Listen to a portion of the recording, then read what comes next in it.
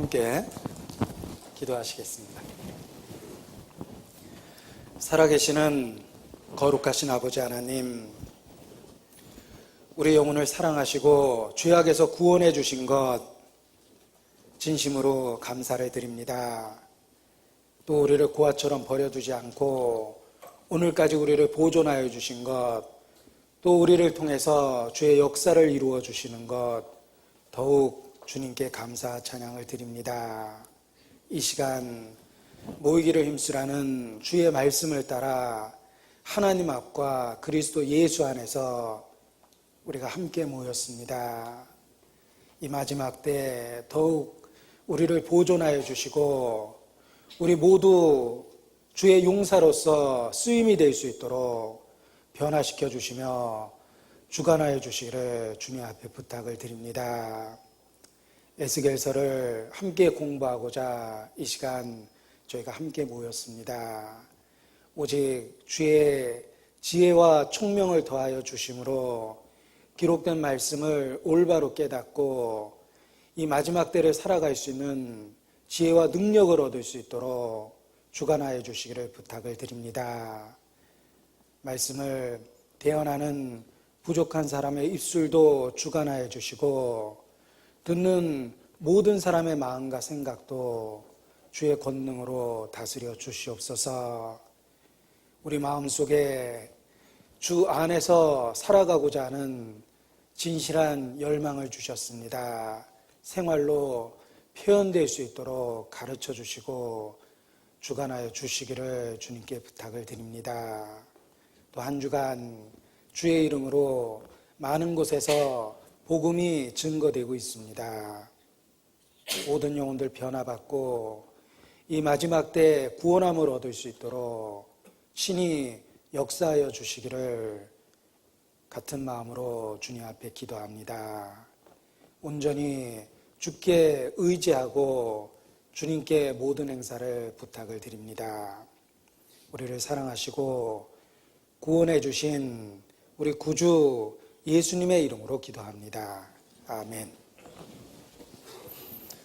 네, 함께 에스겔 1장 1절부터 3절까지 같이 찾겠습니다.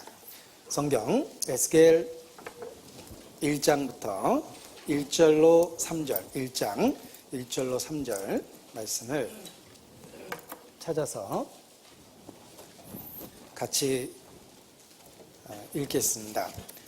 제30년 같이 읽겠습니다. 제30년 4월 5일에 내가 그발 강가 사로잡힌 자 중에 있더니 하늘이 열리며 하나님의 이상을 내게 보이시니 여호와긴 왕의 사로잡힌 지 5년 그달 5일이라. 갈대아 땅 그발 강가에서 여호와의 말씀이 부시 아들 제사장 나 에스겔에게 특별히 임하고 여호와의 권능이 내 위에 있으니라. 성경 26번째 책 에스겔서를 배우기 위해서 우리가 한자리에 모였습니다. 교재를 준비했는데 그 작은 책자로 만들었습니다. 병원에서 무거운 거 드는 것이 안 좋다고 그랬기 때문에 작은 책자로 만들었습니다.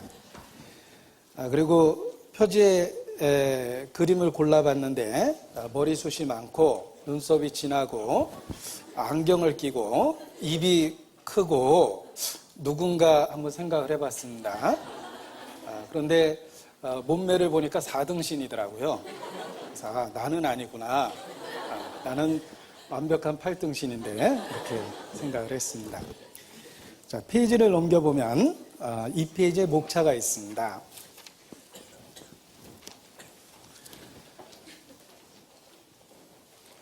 길을 떠나기 전에 먼저 전체적인 그 길의 그 흐름을 살펴보고 떠나는 것이 필요합니다.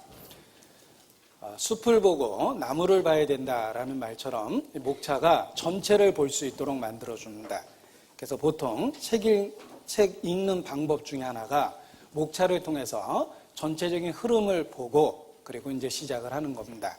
마찬가지로 전체적인 흐름을 보기 위해서 그 목차를 구성을 해봤습니다.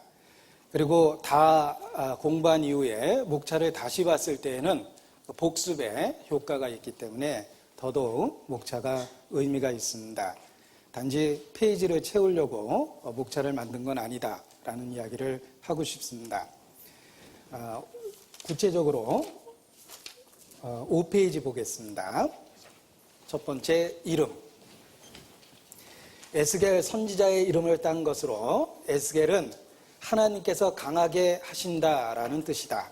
그는 제사장의 아들이었다. 그가 제사장 가문 출신이라는 사실과 이 책에 성전 및 제의에 대한 내용이 많다라는 것을 서로 연관 지을 수 있다. 에스겔 그 선지자의 이름은 하나님께서 강하게 하신다라는 뜻을 갖고 있습니다. 그리고 하나님께서 실제로 에스겔을 선지자로 부르시고 그를 강하게 하신다라는 격려의 말씀을 수없이 주십니다. 왜냐하면 에스겔이 전했던 메시지 자체가 그 시대에 많은 반대를 받을 수밖에 없는 그 말씀이었습니다. 따라서 하나님이 강하게 하신다라는 위로가 절대적으로 필요하기 때문에 하나님은 에스겔을 격려하시는, 강하게 하시는 그런 말씀을 반복해서 주십니다. 그 이름이 잘 어울리고 있습니다. 에스겔이 전했던 메시지를 한번 보겠습니다. 에스겔서 2장 10절입니다.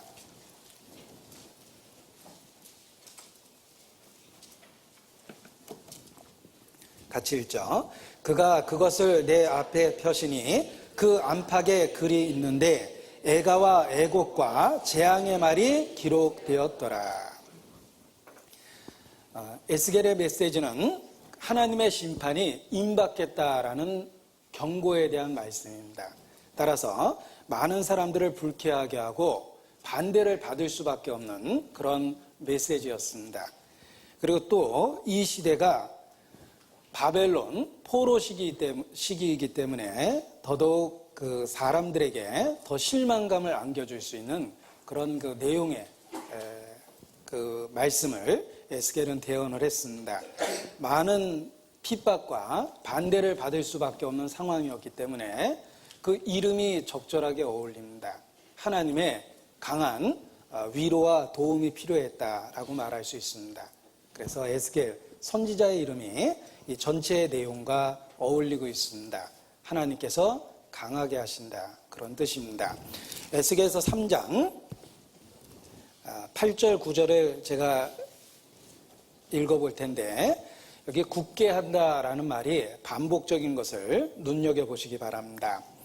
내가 그들의 얼굴을 대하도록 내 얼굴을 굳게 하였고 그들의 이마를 대하도록 내 이마를 굳게 하였으되 내 이마로 화석보다 굳은 금강석 같이 하였으니 그들이 비록 패역한 족속이라도 두려워 말며 그 얼굴을 무서워 말라 하시고.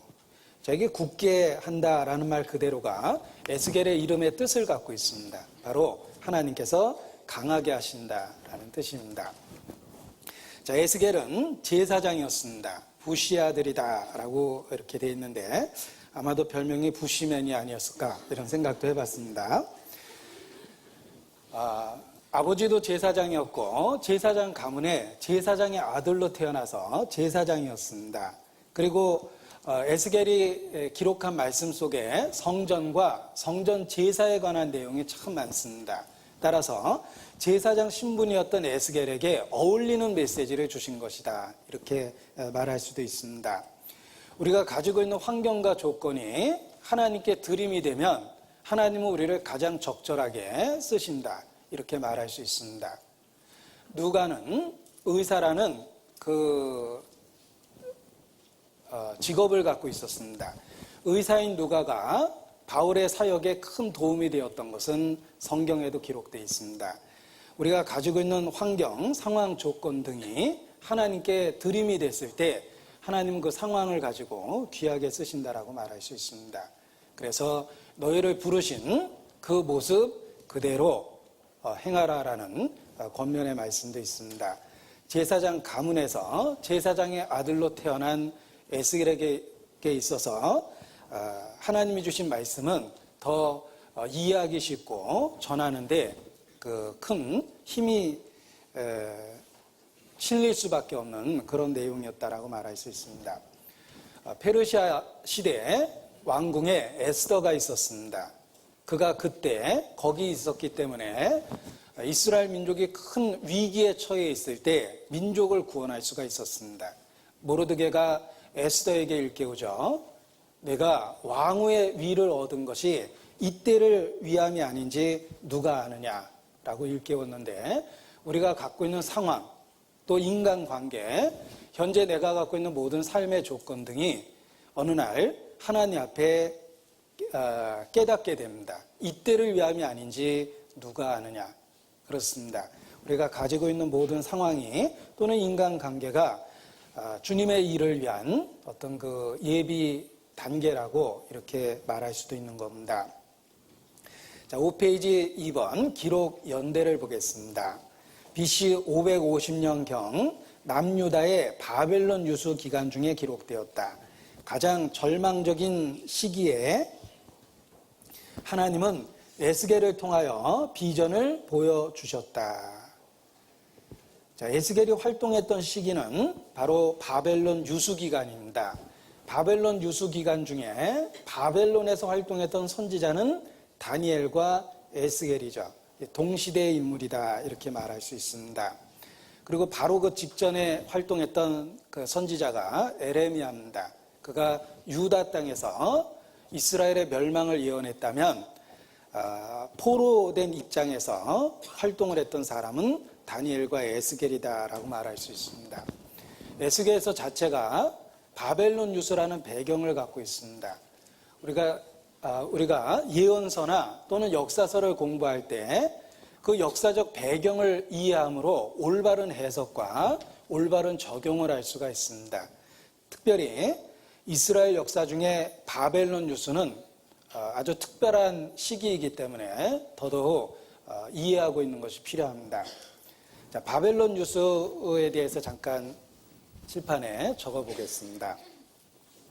자, 이스라엘의 주권이 빼앗긴 것은 여호야김이라는 왕 시대에 바벨론 느부갓네살에 의해서 주권을 빼앗기게 됩니다. 그리고 이제 바벨론의 속국이 됐죠. 이스라엘이 멸망한 것을 BC 600년으로 잡는 이유가 그것입니다. 바로 여호야김이라는 왕의 시대입니다. 이때 바벨론의 느부갓네살이 1차 침공을 합니다. 그리고 이어서 BC 597년에 2차 침공을 하게 됩니다. 1차 침공 때에는 다니엘과 많은 귀족 청년들이 포로 잡혀갔고 2차 침공 때에는 여호야긴이라는 왕과 그리고 오늘의 주인공 에스겔이 포로 잡혀갔습니다. 2차 침공 때 포로 잡혀갔다라고 말할 수 있습니다. 그리고 이스라엘이 완전히 멸망한 것은 예루살렘 성전이 불타고 그들이 바벨론에 의해서 완전히 멸망해 버렸는데 그것이 바로 BC 586년이라고 말할 수 있습니다. 이때가 이제 3차 침공이었다 이렇게 말할 수 있습니다. 바벨론 유수란 BC 606년부터 70년의 기간입니다. 그래서 BC 536년 페르시아의 고레스가 풀어줄 때까지 이 70년을 바벨론 유수라고 이야기합니다. 우리에게 일제 36년이 아주 치욕적인 잊을 수 없는 역사인 것처럼 이스라엘 역사 속에도 바벨론 유수는 아주 치욕적인 사건입니다. 왕의 아들들이 왕 앞에서 살해되었고 왕은 두 눈이 뽑혀서 쇠고랭이를 차고 1200-300km 이상을 끌려간 겁니다. 옛날 전쟁포로는 발가벗겨서 끌고 갔는데 왕이 그런 수치를 당하고 바벨론에 포로 잡혀가게 됩니다. 그래서 완전히 망해버려서 그 70년 포로 생활을 하게 됩니다. 자, 이스라엘 바벨론 유수를 구체적으로 살펴본 겁니다. 자, 1차 침공이 있었고 2차 침공이 있었고 3차 침공이 있어서 비로소 완전하게 이스라엘이 무너져 버린 겁니다. 왜 한 번에 무너지지 않고 하나님께서 이와 같은 과정을 허락하셨을까? 재난의 시작이었습니다. 돌이키기를 원하셨던 겁니다. 그래서 오래 참고 기다리셨는데 이스라엘은 전혀 돌이키질 않았습니다. 결국은 2차 침공을 맞이하게 되고 결국은 3차 침공을 맞이하게 되고 그들이 그렇게 신뢰했던 성전이 불타고 왕이 그 눈이 뽑혀서 포로로 잡혀가는 그런 불행한 일이 생깁니다. 그래서 3차 침공에 걸쳐서 이스라엘이 점점 망하게 됐다라는 사실이 하나님이 얼마나 망설이고 오래 참아주셨는지를 알 수가 있습니다. 바로 그들이 돌이키기를 기다렸던 기간이었다. 이렇게 말할 수 있습니다. 아마도 우리의 삶 가운데서도 하나님의 징계가 임할 때 비슷한 과정을 겪게 될 겁니다. 하나님이 우리에게 재난의 시작을 주실 때가 있습니다. 돌이키기를 원하시는 거죠. 그럼에도 불구하고 고집하고 죄를 계속 지으면 심판에 심판을 더하게 되는 겁니다. 그래서 재앙을 당하고 돌이키지 아니하면 7배를 더하리라. 그래도 돌이키지 아니하면 7배를 더하리라. 그래도 돌이키지 아니하면 7배를 더하리라 라고 성경은 경고하고 있습니다. 그래서 마지막 시대의 7년 환란의 재앙도 마찬가지죠. 7년 환란의 재앙의 내용이 요한계시록에 기록되어 있습니다. 7 인을 뗄 때, 7 나팔을 불 때, 7 대접을 쏟을 때, 그래서 인나대 이렇게 외웠습니다. 자꾸 인하대학교가 생각은 나지만 전혀 상관이 없습니다. 그런데 왜 7번, 7번, 7번 이런 재앙을 주셨을까? 돌이키길 원하시는 겁니다. 그런데 사람들은 죄를 고집하고 하나님을 더 크게 대적을 합니다. 그래서 결국은 완전히 마지막 때에도 멸망할 수밖에 없는 것입니다. 역사는 반복됩니다.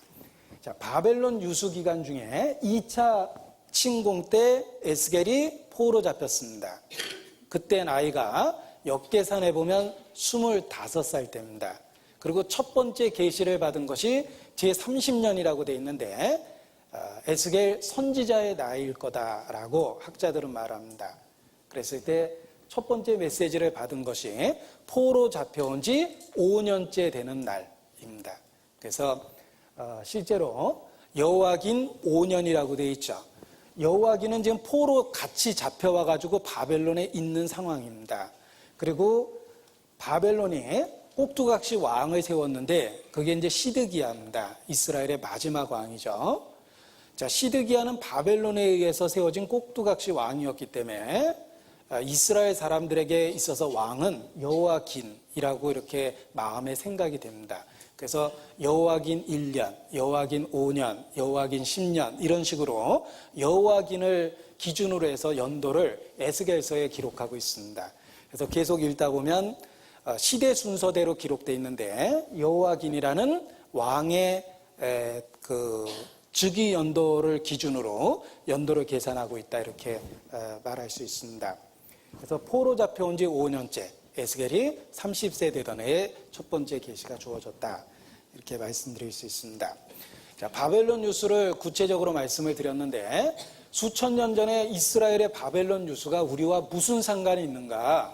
상관이 있습니다.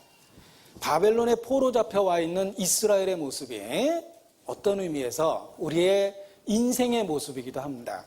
바벨론 유수 70년이 바로 우리가 살고 있는 인생 70년과 비슷한 모습이기 때문에 그렇습니다.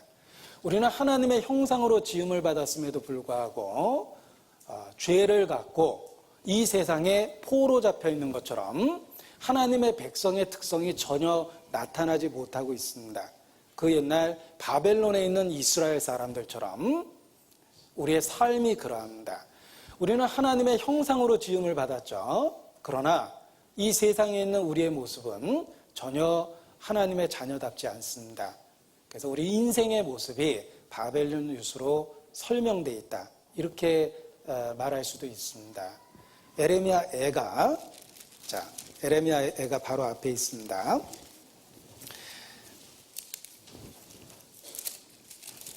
(3장)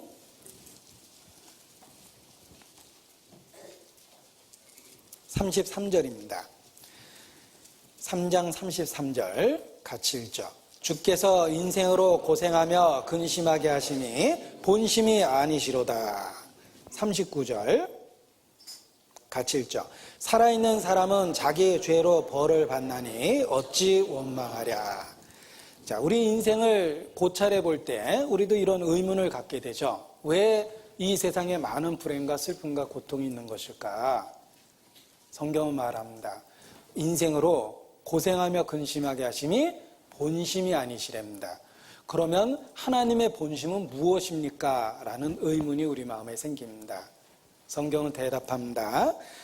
살아있는 사람은 자기 죄로 벌을 받나니 어찌 원망하랴. 우리 인생의 문제가 죄 때문이다. 한마디로 그렇게 설명하고 있습니다. 자, 우리가 살아가고 있는 세상을 한번 생각해 보죠. 인생에 많은 문제와 고통이 있습니다. 왜 하나님께서 인생에게 고통과 슬픔을 주실까? 하나님이 자비하지 않기 때문에? 아닙니다. 성경은 하나님은 자비하시다라고 말합니다. 그렇다면 자비하신 하나님께서 왜 인생에게 고통을 주실까? 하나님이 혹 해결할 수 있는 능력이 없기 때문에? 아니죠. 하나님은 전능하시다라고 말합니다. 그러면 더더욱 큰 의문이 생기죠? 자비로우시고 전능하신 하나님이 왜 우리에게 고통과 슬픔을 주시는 것일까? 살아있는 사람은 자기 죄로 인하여 벌을 받나니 어찌 원망하랴. 하나님과 우리 사이에 죄가 있다는 것을 일깨워주고 있습니다. 이스라엘도 똑같은 생각을 했을 겁니다. 하나님이 왜 우리를 바벨론에 포로 잡혀오게 하셨을까? 하나님이 자비롭지 않기 때문에? 아니죠. 자비로우신데. 그런데 왜 우리를 포로 잡혀서 여기 포로로 있게 하시는 걸까? 우리를 구원해 줄 능력이 없을까? 아니죠. 하나님은 능력이 있거든요. 그런데 왜? 우리에게 죄가 있구나. 하나님 앞에 죄를 해결해야 되는구나 라는 것을 그 바벨론 포로들에게 깨닫게 해주는 겁니다. 그래서 이 바벨론 포로 되어 있는 그들의 모습이 우리 인생의 모습과 너무나도 유사하다 이렇게 말할 수 있습니다. 이사야서 59장입니다. 이사야서 59장 1절. 여호와의 손이 짧아 구원치 못하심도 아니요 귀가 둔하여 듣지 못하심도 아니라. 자, 하나님의 손이 짧아 구원하지 못하는 것도 아니고 우리의 사정을 모르셔서 그러는 것도 아니라는 거죠. 이유를 설명합니다. 오직 너희 죄악이 너희와 너희 하나님 사이를 내었고 너희 죄가 그 얼굴을 가려워서 너희를 듣지 않으시게 하니니. 하나님과 우리 사이에 죄가 있다라는 것입니다. 그 죄를 해결해야 된다라는 것을 일깨울 수 있습니다. 바벨론 포로 잡혀있는 유대인에게도 똑같은 이야기를 적용할 수가 있는 것입니다. 너희에게 죄가 있다. 그것을 해결해야 된다. 이렇게 그 포로 잡혀 있는 이스라엘 사람들에게 설명해 줄 수 있는 것입니다. 그리고 이 시대에 우리에게도 동일하게 적용할 수 있죠. 인생에게 왜 많은 고통과 슬픔이 있는가? 하나님과 우리 사이에 죄가 있고 그 죄를 해결하는 과정이 바로 우리가 살고 있는 이 세상이다. 이렇게 말할 수 있습니다. 자, 또한 영적으로 적용하면 또 다른 교훈이 됩니다. 그것은 바벨론 유수라는 포로 잡혀 있는 이스라엘의 모습이 이 시대의 타락한 교회다. 이렇게 말할 수도 있습니다. 우리 시대에 하나님의 이름으로 일컬음을 받는 교회조차도 점점 세속화되고 세상과 비슷해지고 있습니다. 신앙적인 고백 외에 살아가는 모습에 있어서 세상 사람과 그리스도인을 구별하기 어려운 때도 혹 있습니다. 이 시대에 타락된 교회의 모습이 또한 바벨론에 포로 잡혀 있는 것과 같은 그런 모습이다. 이렇게 설명하고 교훈을 받을 수 있습니다. 그래서 2600여 년 전 이스라엘의 역사가 이 시대에 마지막 때를 살아가는 우리에게 살아 역사하게 되는 겁니다. 왜냐하면 한때의 역사일 뿐만 아니라 분명하게 우리와 관련이 있다는 걸 알 수가 있습니다. 그래서 에스겔서를 기록하시고 이 시대까지 보존해 주셨다라고 말할 수 있습니다. 자, 5페이지 3번 핵심 내용 부분을 보겠습니다. 설명된 부분이지만 제가 읽겠습니다. 주전 606년에 바벨론 사람들은 유대인들의 첫 이송을 시작하였다. 다니엘은 여기에 끼어 있었고 두 번째 이송에는 에스겔이 끼어 있었는데 그는 약 25세쯤 되었다. 그는 그발강 근처에 텔아비브로 끌려갔고 거기에서 그의 사랑하는 아내와 더불어 자기 집에서 살았다. 텔아비브로 온 지 5년 후에 그는 하나님의 선지자가 되도록 부름을 받았다. 이는 그때 30세였다. 그래서 에스겔서 1장 1절에 제30년이라고 이야기한 것이 선지자의 나이였다라고 말하는 겁니다. 586년 곧 예루살렘에 함락되기 6년 전의 일이었다. 따라서 에레미야가 본국에 있는 백성들에게 사역을 하는 동안 에스겔은 바벨론에 있는 포로된 유대인들에게 말씀을 전하고 있었다. 에스겔이 속한 포로 집단은 유다 사회의 상류 계층이었다.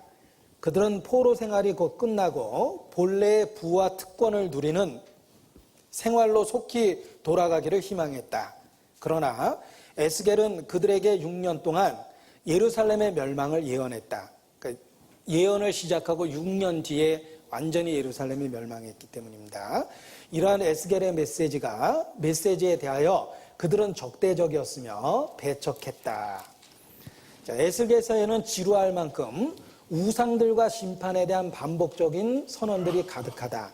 이것은 예루살렘에 대한 하나님의 심판이 불가피한 것을 나타내고 있다.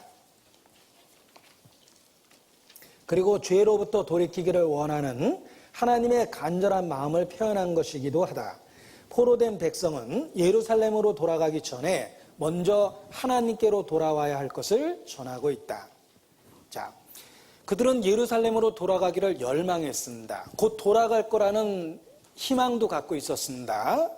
그러나 선지자는 심판은 피할 수 없다.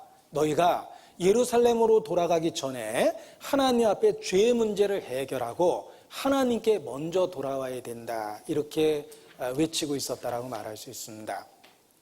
자, 우리가 어떤 고통이 주어졌을 때 그 고통을 해결하려고 하나님께 부르짖죠.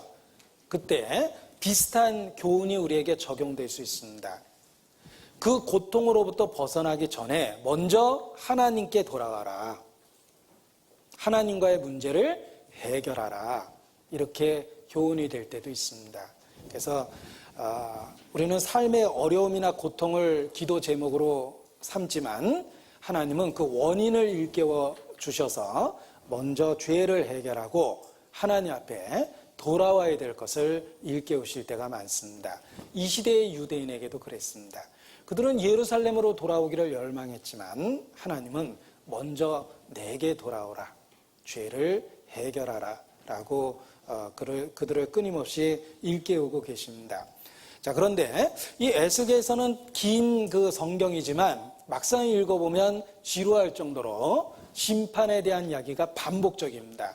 그들의 죄를 지적하는 이야기도 반복적이고 심판에 대한 경고도 반복적입니다. 왜 하나님께서 계속해서 비슷한 이야기를 반복하신 걸까? 이유가 있습니다. 그들이 진정으로 돌이키기를 원하셨기 때문에 하나님은 심판에 대한 경고를 끊임없이 반복하고 있는 겁니다. 그 반복되는 심판의 경고가 하나님의 오래 참으심을 반영하고 있고 하나님이 그들에게 충분한 기회를 주었다라는 것을 사실 우리에게 일깨워주고 있습니다. 역대하 36장입니다. 역대하 36장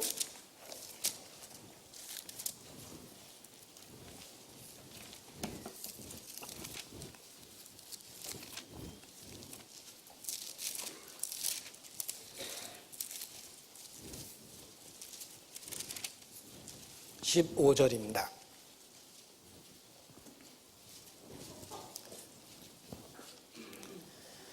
그 열조의 하나님 여호와께서 그 백성과 그 거하시는 곳을 아끼사 부지런히 그 사자들을 그 백성에게 보내어 이르셨으나 그 백성이 하나님의 사자를 비웃고 말씀을 멸시하며 그 선지자들을 욕하여 여호와의 진노로 그 백성에게 미쳐서 만회할 수 없게 하였으므로 하나님이 갈대 왕의 손에 저희를 다 붙이심에 저가 와서 그 성전에서 칼로 청년을 죽이며 청년 남녀와 노인과 백발 노홍을 긍휼히 여기지 아니하였으며.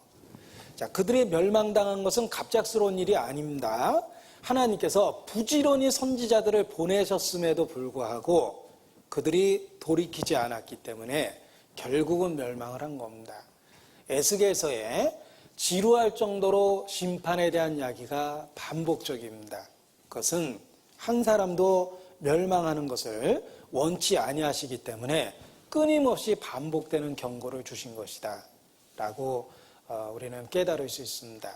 그래서 그 비슷한 이야기가 반복되지만 하나님께서 얼마나 오래 참으셨는가를 우리는 알 수가 있습니다. 욥기, 하나님은 지금도 그러하십니다. 욥기 15장, 욥기 33장입니다. 욥기 33장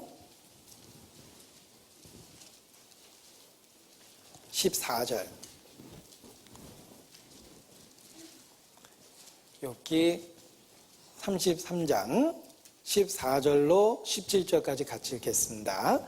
사람은 무관히 여겨도 하나님은 한 번 말씀하시고 다시 말씀하시되 사람이 침상에서 졸며 깊이 잠들 때에나 꿈에나 밤의 이상 중에 사람의 귀를 여시고 인치듯 교훈하시나니 이는 사람으로 그 꾀를 버리게 하려 하심이며 사람에게 교만을 막으려 하심이라. 자, 사람은 무관히 여겨도 하나님의 말씀을 못 들은 척한다라는 건 참으로 어리석은 겁니다. 그럼에도 불구하고 인간은 죄를 짓는 데 있어서 대범합니다. 하나님의 말씀을 무관히 여깁니다. 그런데 하나님은 한 번 말씀하시고 다시 말씀하십니다. 반복성이죠? 왜냐하면 우리에 대한 그 긍휼과 사랑 때문에 그렇습니다. 성경에 반복되는 그 경고들은 하나님의 인내를 우리에게 논증해주고 있기도 합니다. 자, 29절, 욥기 33장 29절. 하나님이 사람에게 이 모든 일을 재삼 행하심은 그 영혼을 구덩이에서 끌어 돌이키고 생명의 빛으로 그에게 비추려 하심이니라. 자, 이 모든 일을 재삼 행하시죠? 한 번 행하시는 게 아니라 여러 번 반복해서 행하십니다. 그래서 여러 번 경고하고 또 했는데 그럼에도 불구하고 돌이키지 않기 때문에 결국은 심판을 피할 수 없었던 것이다. 이렇게 말할 수 있습니다. 예수께서도 멸망하는 예루살렘 앞에서 오늘날 평화에 관한 것이 너희 눈에 감추었도다. 내가 내 자녀를 모으려 했던 것이 몇 번이냐 하고 그 안타까워하시는 모습이 기록되어 있기도 합니다. 내가 내 자녀를 모으려 했던 것이 몇 번이냐. 우리가 혹 멸망 가운데 처했을 때 하나님이 기회를 주지 않았다라고 항변할 수 있는 사람은 없다라고 말할 수 있습니다. 하나님은 재삼 행하셨고 우리가 무관하게 여겨도 한 번 말씀하시고 다시 말씀하셨기 때문입니다. 그러나 우리의 무변화, 무반응, 무관심이 결국은 멸망을 불러일으킨 것이다. 이렇게 말할 수 있습니다. 자, 6페이지 계속 봅니다. 멸망 직전의 유다 왕국을 바라보며 외친 에스겔의 메시지는 크게 두 가지로 정리될 수 있다. 첫 번째, 오늘 우리는 우리의 범죄 때문에 하나님의 심판을 경험하고 있다는 것이다. 두 번째, 그러나 주께서 반드시 우리를 다시 한번 회복시켜 주실 것이다라는 것이다. 그러니까 심판에 대한 경고는 너희 죄 때문에 그걸로 끝나는 게 아니죠. 그러나 하나님은 너희에 대한 그 회복의 계획을 갖고 있다라는 것을 또 강조하고 있습니다. 제가 계속 유인물을 읽겠습니다. 그들이 당하고 있는 고난의 현실을 죄 때문이라고 해석하고 하나님은 아직 그 왕국에 관한 하나님 자신의 섭리를 포기하지 않고 유다 왕국을 다시 한번 회복시켜 주실 것이라는 소망을 바라보며 오늘을 견디도록 한 것이다. 이것이 본서의 메시지의 핵심이다. 죄로 바벨론에 끌려온 유다 백성은 거기서도 회개하지 않고 이것이 정말 심판을 받을 수밖에 없는 상황을 만들어낸 겁니다. 죄 때문에 끌려와서 왔음에도 불구하고 여전히 회개하지 않고 있습니다. 죄로 바벨론에 끌려온 유다 백성은 거기서도 회개하지 않고 인간적인 노력으로 고향 땅에 돌아갈 소망을 품었다. 그러나 하나님께서는 유대 백성들에게 징계를 받은 이후에야 비로소 구원과 회복이 있을 것을 알리기 위해 에스겔을 부르셨다. 에스겔서를 통해 현재의 절망적인 암흑시대에 하나님을 바라보는 믿음으로 절망을 넘어 소망을 배운다. 절망을 넘어 소망을 배운다. 뒷부분의 회복의 말씀은 메시아의 십자가 사건과 구속의 회복을 보여준다. 에스겔서는 신약에 많이 인용되었으며 특히 요한계시록의 말씀과 평행을 이루며 장차 이 땅에 임할 하나님의 나라의 도래를 예언하고 있다는 점이 큰 특징이다. 심판은 먼저 하나님의 집에서 시작되리라 라는 말씀도 베드로전서 4장 17절에 재인용되고 들을 자는 들을 것이다 라는 말씀도 에스겔서에 표현되어 있는데 신약 성경에서 여러 번 인용되고 있다. 성경에 이렇게 일관적으로 그 신구약 성경에 다 일관성 있는 메시지를 우리에게 주고 있다는 것을 알 수가 있습니다. 자, 에스겔은 하나님의 심판과 구원을 예언한다.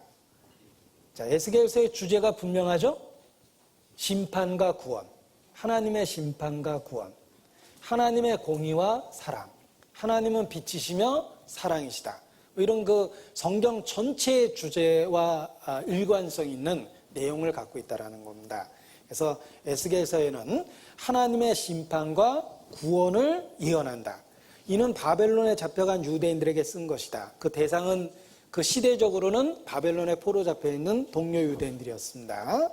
그들이 나를 여호와인 줄 알리라 라는 그 표현이 이 책에서 70번 이상 반복되며 이것이 이 책의 중심 메시지이다.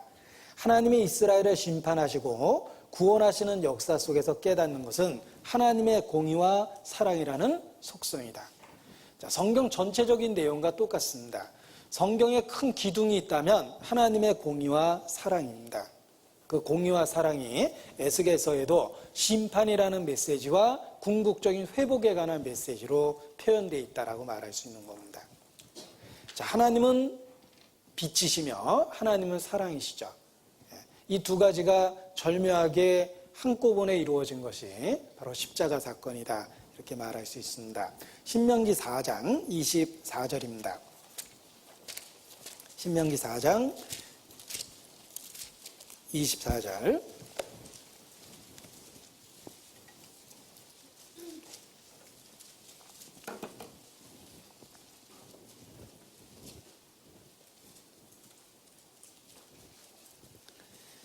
같이 읽죠.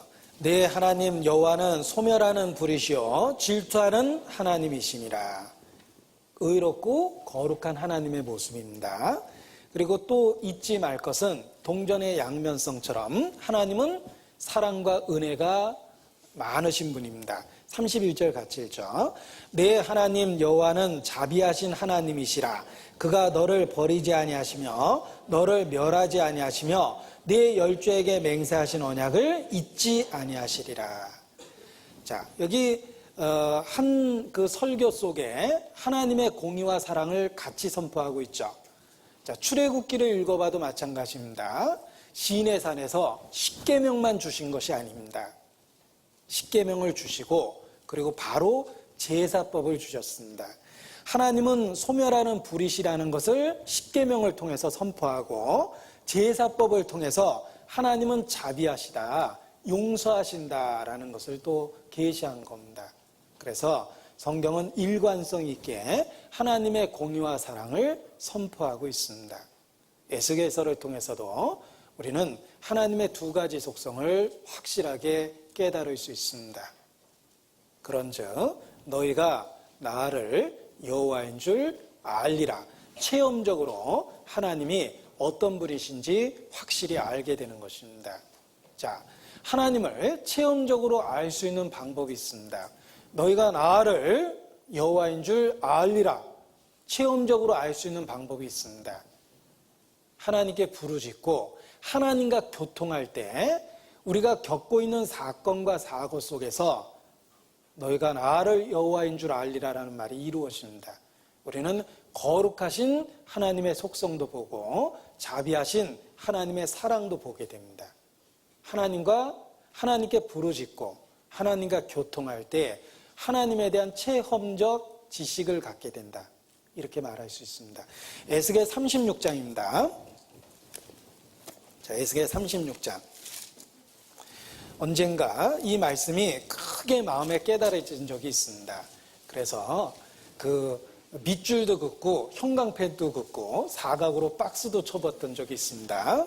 이렇게 삼중으로 중요성을 강조할 만큼 큰 감동이 됐던 때가 있었습니다.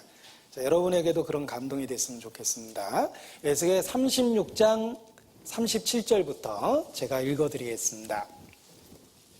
나 주 여호와가 말하노라. 그래도 이스라엘 족속이 이와 같이 자기들에게 이루어 주기를 내게 구하여야 할지라. 자, 이스라엘이 회복될 거라는 약속을 주셨죠. 약속을 주셨지만 이스라엘이 그 성취를 위해서 기도하도록 요구하셨습니다. 왜? 하나님은 약속을 이루실 겁니다. 이루실 때 기도하는 사람만이 그것이 하나님의 하신 일이라는 걸 깨닫는 겁니다. 우리가 뭔가 간절한 소원이 있었습니다. 아무런 기도 없이 이루어지면 저절로 된 것 같죠? 우연히 된 것 같고 재수가 좋은 것 같죠? 그런데 그것을 위해서 기도하고 있었다면 그것을 행하신 분이 하나님이시라는 걸 깨달아 알게 된다는 뜻입니다. 그래서 이와 같이 자기들에게 이루어 주기를 내게 구하여야 할지라. 그러면 어떻게 되냐? 38절 뒷부분이죠. 그리한즉 그들이 나를 여호와인 줄 알리라 하셨느니라. 그것이 성취되기를 간절히 기도할 때 그 성취한 손길이 하나님의 손이었다라는 걸 우리 개인적으로 깨닫게 된다는 겁니다. 우리 일상에서 하나님을 얼마나 발견하십니까? 정말 하나님께서 약속하신 대로 우리의 일상의 삶 가운데 함께 하시고 있다는 걸 깨닫고 있습니까? 하나님의 말씀을 믿고 그것이 이루어지기를 기도할 때 우리의 일상 속에 하나님께서 함께 하시고 있다는 걸 체험적으로 알게 되는 겁니다. 그래도 이스라엘 족속이 이와 같이 자기들에게 이루어 주기를 내게 구하여야 할지라. 그리한즉 그들이 나를 여호와인 줄 알리라 하셨느니라 라고 말씀하셨기 때문입니다. 그래서 기도하는 자, 부르짖는 자, 하나님과 교통하는 자가 일상의 삶 속에서 주님이 함께 계시고 있다는 걸 깨닫는 겁니다. 아무 생각 없이 광야 40년 이스라엘이 구름기둥과 불기둥을 봤을 때도 있을 겁니다. 그러나 하나님의 약속을 기억하며 구름기둥과 불기둥을 바라봤을 때는 하나님께서 우리와 함께 하시고 있구나라는 걸 깨닫는 벅찬 감동이 있었을 겁니다. 우리가 하나님께 부르짖고 하나님과 교통하고 있으면 내 일상이 하나님이 함께 하신 결과라는 걸 알게 됩니다. 오늘의 평범한 일상, 그 삶 자체가 하나님이 지켜주신 결과라는 것도 알게 됩니다. 너희가 나를 여호와인 줄 알리라. 자, 이삭의 경우를 보았습니다. 이삭은 약속을 갖고 있었습니다. 네 자손이 별과 같이 많을 거라는 하나님의 약속을 갖고 있었습니다. 그런데 참 이상한 건 리브가가 시집을 왔죠. 이삭 나이 40에 리브가에게 장가들었습니다. 그런데 아이가 없었어요. 하나님은 약속하셨습니다. 네 자손이 별과 같이 많을 거라고. 그런데 아이가 없었습니다. 그래서 이삭이 하나님께 기도합니다. 하나님 응답하셨습니다. 리브가가 잉태했는데 그때 낳은 아이가 쌍둥이죠. 야곱과 에서입니다. 그런데 그 말씀을 읽다 보면 좀 이상하지 않습니까? 네 자손이 별과 같이 많을 거라는 약속이 있는데 왜 잉태 안 했습니까? 잉태하지 못하다가 기도하니까 잉태했습니다. 그것은 만약 자연스럽게 아기를 가졌다면 그것이 하나님의 손길인지 몰랐을 수도 있다는 거예요. 그러나 이삭은 아이가 생기지 않기 때문에 하나님께 부르짖었고 비로소 아이가 생겼을 때 하나님의 손길이었다는 걸 확실하게 깨달은 겁니다. 우리가 자연스럽게 우리의 삶 속에서 주어지는 일들이 하나님께 부르짖고 있으면 하나님의 손길이었다는 거 금방 깨닫습니다. 그래서 기도하는 자가 하나님의 행하심을 수없이 발견할 수 있는 겁니다. 그들이 나를 여호와인 줄 알리라 라고 말씀하셨습니다. 자, 7페이지 4번 분석과 구성입니다. 에스겔서는 메시아를 통한 구원이라는 성경 전체의 주제 아래서 하나님의 심판과 구원을 선포한다. 계속 반복되는 이야기죠.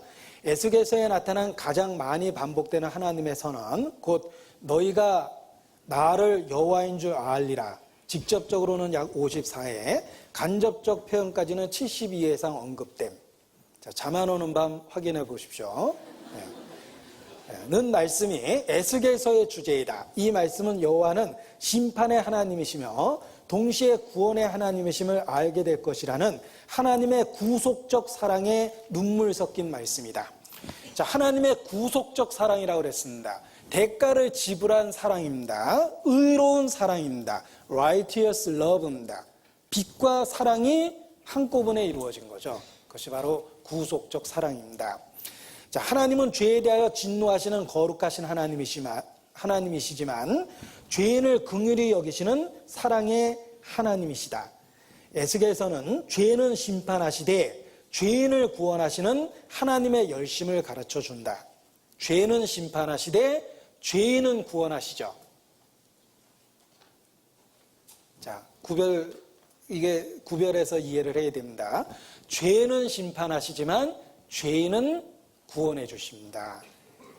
에스겔서를 통해 죄에 대한 심판이 주어진 후에 비로소 죄인에 대한 사랑을 보여주시는 하나님의 공의와 사랑을 알 수 있다. 이처럼 죄에 대한 하나님의 심판이 선행되고 그 후에야 하나님의 긍휼과 자비에 의해 언약 백성의 용서와 회복과 구원이 주어질 것을 보여준다. 에스겔서가 그러한 교훈을 갖고 있는 것입니다. 에레미야 46장입니다. 에레미야 46장.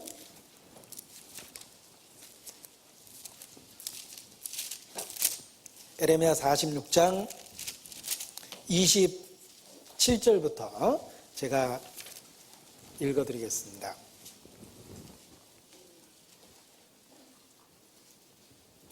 내 종 야곱아 두려워 말라. 이스라엘아 놀라지 말라. 보라 내가 너를 원방에서 구원하며 네 자손을 포로된 땅에서 구원하리니 야곱이 돌아와서 평안히 정온이 거할 것이라. 그를 두렵게 할 자 없으리라. 나 여호와가 말하노라. 내 종 야곱아 내가 너와 함께하나니 두려워 말라. 내가 너를 흩었던 그 열방은 다 멸할지라도 너는 아주 멸하지 아니하리라. 같이 읽죠. 내가 너를 공도로 징책할 것이요 결코 무지한 자로 여기지 아니하리라. 자, 내가 너를 공도로 징책할 것이요 결코 무지한 자로 여기지 아니하리라. 죄에 대해서 형벌하시고 그리고 용서해 주신다라는 뜻입니다. 그래서 하나님의 공의로운 사랑이 이 에스겔서에도 사실 그 일관성 있게 묘사되어 있습니다. 자, 에스겔서는 48장까지 있습니다. 성경을 읽을 때 항상 끝장을 기억하자라는 이야기를 드렸습니다. 그래서 기억하시는지 모르겠습니다. 5040273634라고 외웠는데 전화번호 외운 게 아닙니다. 모세오경의 끝장을 제가 외운 거죠.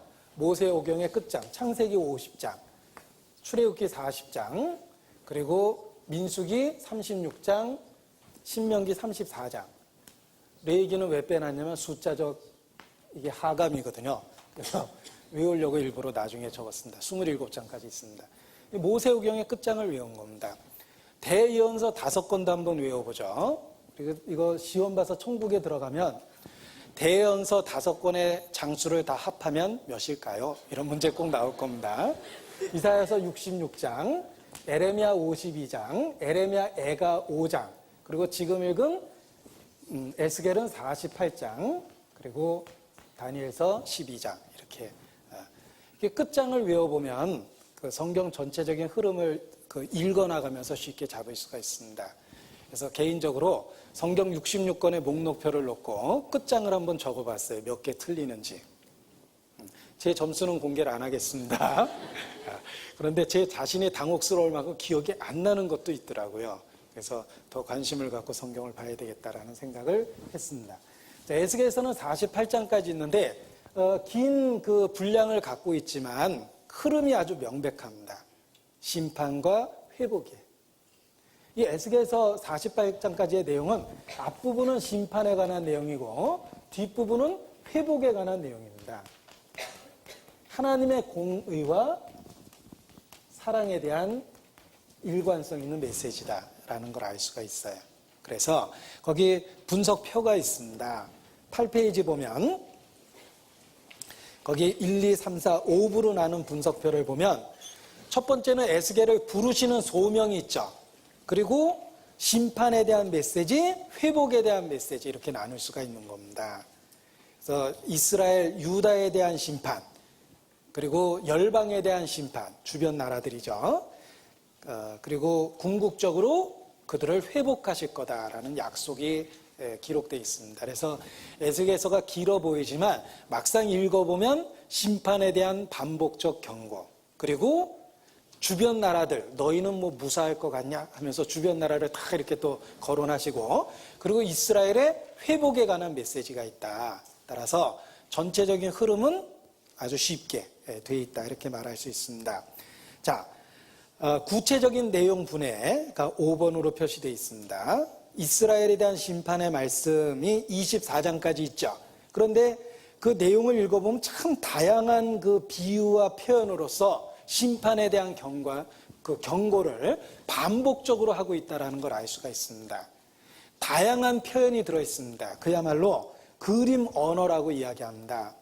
그냥 언어적인 경고가 아니라 여러 가지 상황과 사건과 비유를 통한 그림 언어로 묘사하셨습니다. 그래서 절대로 마음에 지워지지 않는 각인을 준 겁니다. 우리 언어가 추상적인 용어로만 표현을 하면은 머리에 잘 안 남는데 그림을 그리는 언어는 기억에 잘 납니다. 그래서 칼로 찌르는 것 같이 말을 함부로 한다. 이런 표현은 잘 안 잊어버리잖아요. 거기에 그림이 들어있거든요. 칼로 찌른다라는. 성경은 그림 언어로 되어 있습니다. 그래서 잘 안 잊어버리게 만드신 거예요. 하나님이 아브라함에게도 약속하실 때 네 자손이 많을 것이다 이렇게 얘기 안 했죠. 바다에 모래같이 많을 것이며 데리고 나오셨어요. 뭇별들을 보라. 하늘의 별과 같이 많을 것이다. 이것이 그림 언어입니다. 따라서 아브라함은 바닷가의 모래를 볼 때마다 생각이 났겠죠. 하나님의 약속이. 또 하늘의 별들을 볼 때마다 하나님의 약속이 생각이 났을 겁니다. 자, 하나님은 우리의 언어를 만드신 분이기 때문에 우리가 쉽게 이해할 수 있는 그림 언어의 효과를 아십니다. 그래서 심판에 대한 경고의 말씀도 다양한 환경, 사건, 비유 같은 그림 언어를 통해서 반복적으로 경고하고 있는 겁니다. 그것을 읽다 보면 더더욱 발견할 수 있습니다. 자, 9페이지입니다. 반가로 2번, 열방들에 대한 심판의 말씀. 자, 유다의 심판을 이야기했으니까 열방에 대한 심판도 얘기해야 되겠죠? 심판은 하나님의 집에서부터 시작된다라는 성경 말씀이 있습니다. 그래서 먼저 내 자식 때리고 그 다음에 남의 자식도 야단칠 수가 있는 겁니다. 하나님은 이스라엘을 먼저 심판하시고 그리고 주변 나라를 이제 이어서 심판하시는데 제가 한번 그 나라 이름들을 쭉 읽어보겠습니다. 암몬, 모압, 에돔, 블레셋, 두로, 시돈, 애굽. 자, 다시 한번 읽겠습니다. 암몬, 모압, 에돔, 블레셋, 두로, 시돈, 애굽.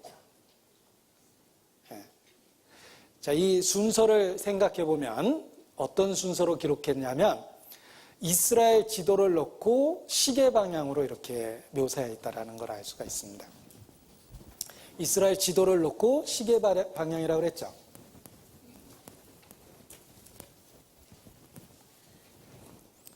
자, 이스라엘 지도를 이렇게 그릴 수 있습니다. 여기 갈릴리 호수가 있고 요단강이 있고 사해바다가 있습니다. 약속의 땅 가나안은 단에서 브엘세바까지 백두산에서 한라산까지 이런 뜻이죠.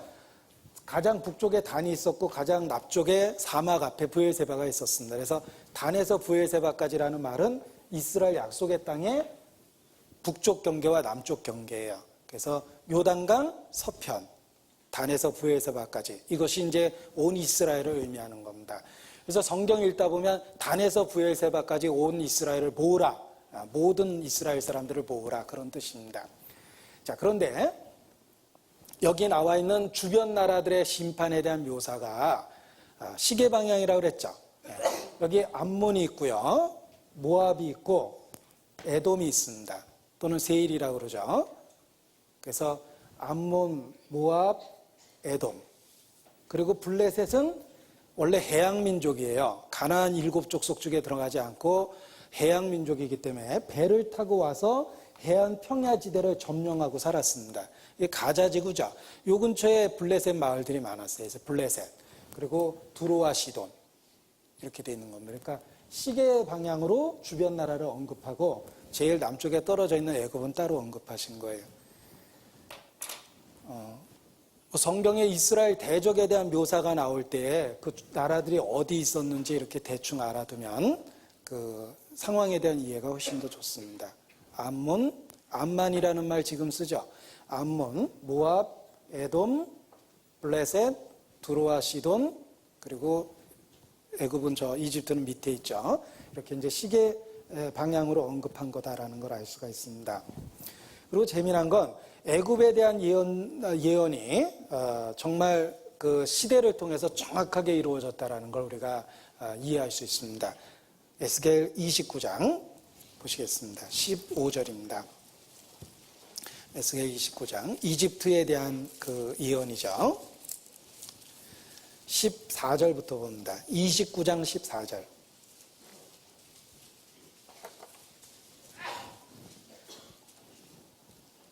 애굽에 사로잡힌 자들을 돌이켜 바드로스 땅, 곧 그 고토로 돌아가게 할 것이라. 그들이 거기서 미약한 나라가 되되 나라 중에 지극히 미약한 나라가 되어 다시는 열국에 스스로 높이지 못하리니. 이것이 애굽에 대한 예언입니다. 그리고 역사는 그것을 입증합니다. 여러분, 그 초대형 강국이었던 애굽이 미약한 나라가 되고 다시는 열국 위에 스스로 높이지 못할 거라고 예언하셨는데 역사 속에서 그대로 되었습니다. 예를 들면 바벨론, 페르시아, 헬라는 역사 속에서 망해서 없어졌죠. 그런데 이집트는 지금도 남아있죠. 왜냐하면 하나님이 없애지는 않겠다고 그랬어요. 그 대신에 미약한 나라가 될 것이고 다시는 스스로 높이지 못할 거라고 그랬죠. 가장 못 사는 나라 중에 하나가 이집트입니다. 제가 이집트 성지순례 갔을 때 인상 깊었던 것은 거의 폐차에 가까운 차들이 길에서 굴러다니는 걸 이제 봤습니다. 그리고 문짝이 안 달린 차들을 잘 타고 다니더라고요. 앞에 유리도 없고 백미러는 당연히 없고요. 문짝도 없는 차들인데 굴러다니고 있는 걸 봤습니다. 그래서 아주 인상 깊게 이렇게 기억하고 있는데 그야말로 다시는 열국에 높아지지 못했습니다. 그런데 이건 사실 기적입니다. 여러분, 미국이 망할 것이다. 그리고 앞으로 수백 년 동안 방글라데시처럼 될 거다. 이렇게 예언하면 상상이 잘 안 가죠. 초대형 강국인 미국이 어떻게 방글라데시처럼 되겠습니까? 그런데 만일 그런 식으로 예언했다면 잘 마음에 실감이 안 날 겁니다. 이 당시에 이집트에 관한 예언이 그러했다. 왜냐하면 이집트는 초대형 강국이었거든요. 그런데 하나님이 예언하셨죠. 너희가 미약한 나라가 될 것이고 그리고 다시는 열국 위에 스스로 높이지 못할 것이다. 역사는 그 성취를 우리에게 증가하고 있습니다. 에레미야 46장에도 언급되어 있는데 보시겠습니다. 46장 26절.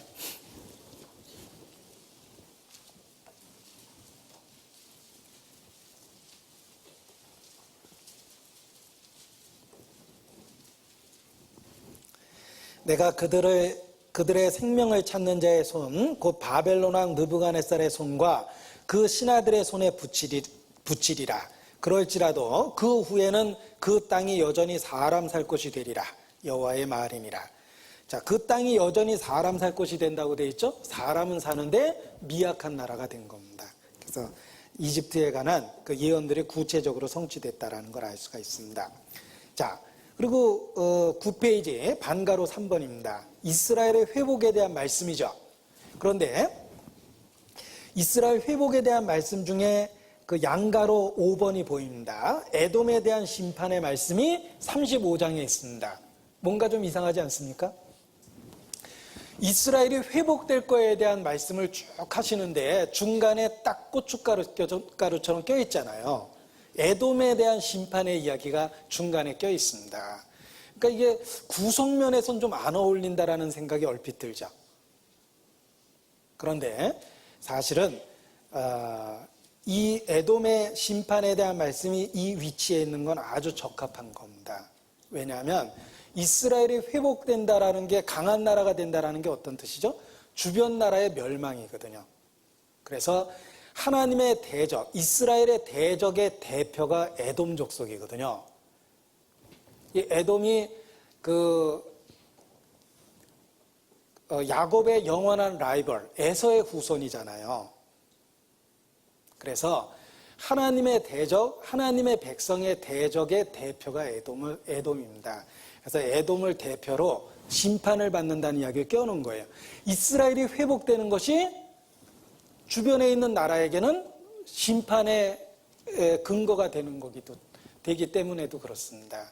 그래서 그 에돔에 대한 심판에 대한 이야기가 이스라엘의 회복 중간에 껴있다라는 것도 사실은 하나님이 그 배치에 있어서 지혜롭게 우리에게 해주신 것이다라는 걸 알 수가 있습니다. 그리고 그 내용의 반가로 4번은 새 성전과 새 율례에 대한 이상, 아주 희망찬, 소망이 가득한 그런 그 완전한 회복에 대한 메시지가 있습니다. 이것이 에스겔서 전체의 내용입니다. 자, 몇 가지 특징적인 면을 보겠습니다. 10페이지입니다.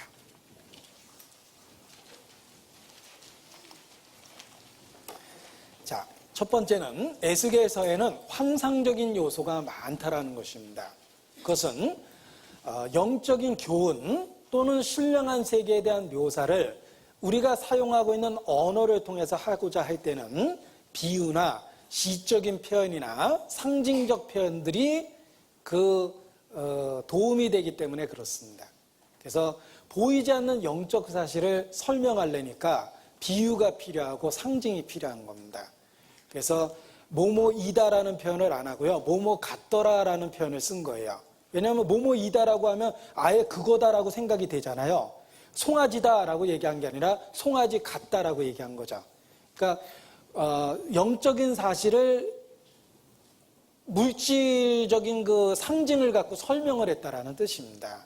그런데 송아지다 이렇게 얘기하면 송아지라고 생각할까 봐 송아지 같더라, 또 사람 같더라, 인자 같더라 이렇게 묘사를 한 겁니다. 그것은 신령한 세계, 보이지 않는 세계의 그 진리를 우리에게 묘사하면서 우리의 언어의 한계가 있기 때문에 비유나 시적인 표현이나 상징적 표현을 쓰고 있다 이렇게 말할 수 있는 겁니다. 그래서 이걸 문자 그대로 그냥 해석해 놓으면 뭐 바다에서 괴물이 나온다고도 생각이 들고 UFO에 대한 묘사가 있다. 바퀴도 있고 날개도 있는데 눈이 가득한 거 보면 우주선에 이렇게 창문이 있어서 불빛이 반짝반짝하지 않느냐. 뭐 이렇게 이제 상상이 자꾸 됩니다. 그래서 엉뚱한 해석을 하게 되고 결국은 하나님의 외계인 중에 하나다라고 주장하는 이상한 사람들도 생기게 되는 겁니다. 그래서 이 환상적 요소가 왜 있는지를 알아야 돼요. 그거는 환상을, 그러니까 영적 세계를 인간의 용어로 설명하다 보니까 뭐뭐 같더라라는 그런 그 환상적 표현이 필요했던 겁니다. 자, 예수께서도 말씀하셨죠? 우리가 하나님의 나라를 어떻게 비하며 무슨 비유로 말할꼬?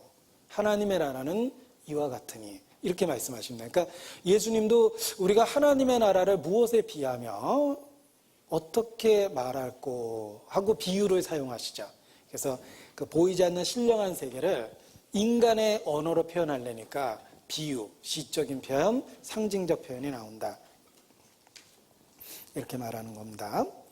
자, 그리고 에스겔서에는 하나님의 약속을 볼 수가 있는데 거듭남에 대한 그 약속이 에스겔서에 구체적으로 표현되어 있습니다. 거듭난다라는 게 무엇일까? 위로부터 났다라는 뜻이죠. 하나님의 능력에 의해서 변화된다 이런 뜻입니다. 그래서 육으로 난 것은 육이요 영으로 난 것은 영이니라고 말씀하셨는데 위로부터 변화를 받게 된다 이런 뜻입니다. 그래서 위로부터 능력이 입히올 때까지 이 성에 유하라. 성령이 오실 때까지 이렇게 표현되어 있습니다. 근데 이 에스겔서에 그 거듭났을 때 생기는 변화가 구체적으로 표현되어 있습니다. 우리 자신이 과연 거듭난 걸 어떻게 확증합니까? 그 변화가 있습니다. 거듭난 사람의 변화가 있는데 에스겔서에서 찾아볼 수가 있습니다. 에스겔 36장입니다. 에스겔 36장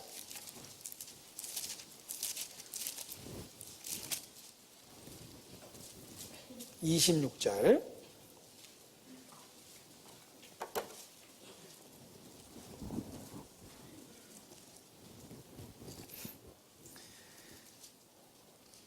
26절 27절을 우리 귀여운 목소리로 같이 읽겠습니다. 또 새 영을 너희 속에 두고 새 마음을 너희에게 주되 너희 육신에서 굳은 마음을 제하고 부드러운 마음을 줄 것이며 또 내 신을 너희 속에 두어 너희로 내 율례를 행하게 하리니 너희가 내 규례를 지켜 행할지라. 제가 어디 가서 깜찍한 목소리를 읽자고 그랬더니 끔찍한 목소리를 읽더라고요. 그래서 귀여운 목소리를 읽자고 그랬습니다. 자, 이게 거듭났을 때 생기는 변화가 보입니다. 어떤 변화가 생기냐면 새 영을 주고 새 마음을 주시죠. 성령이 우리 마음에 오십니다. 그러면 굳은 마음을 제하고 부드러운 마음을 주고 하나님의 성령이 우리 속에 오셔서 하나님의 율례를 행하게 합니다. 그래서 죄에 대한 저항감이 생기고 죄에 대한 극복력이 생깁니다.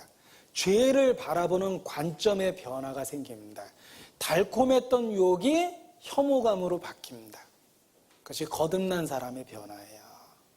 한 아이가 자신이 구원받았다라는 것을 아주 지혜롭게 표현했습니다.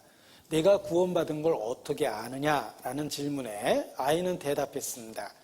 옛날에는요, 제가 죄를 쫓아다녔는데요, 요즘에는 제가 죄를 피해서 도망 다니고 있어요. 라고 이렇게 대답을 했답니다. 저는 그 이야기가 상당히 공감이 됐어요. 옛날에는 죄를 쫓아다녔죠. 뭐 재미난 일 없나. 이게 이제 앉아서 생각하는 전부였습니다. 그런데 이제는 죄를 도망 다니기 바쁘죠. 죄에 대한 관점이 바뀌었기 때문입니다. 그래서 굳은 마음을 제하고 부드러운 마음을 주셨기 때문에 그런 겁니다. 어느 형제님이 구원받고 막 눈물 콧물 범벅이 돼서 간증을 하셨습니다. 그래서 막 너무 엉엉 우니까 다들 이제 좀 그만하라고 막 이렇게 좀 고정하시라고 막 이렇게 이야기했더니요. 그분이 이런 간증을 하셨어요. 제가 이게 우는 게 이게 기적입니다. 저는 구원받기 전에 한 번도 안 울었어요. 막 그러더라고요. 자기는 구원받기 전에 한 번도 안 울었답니다.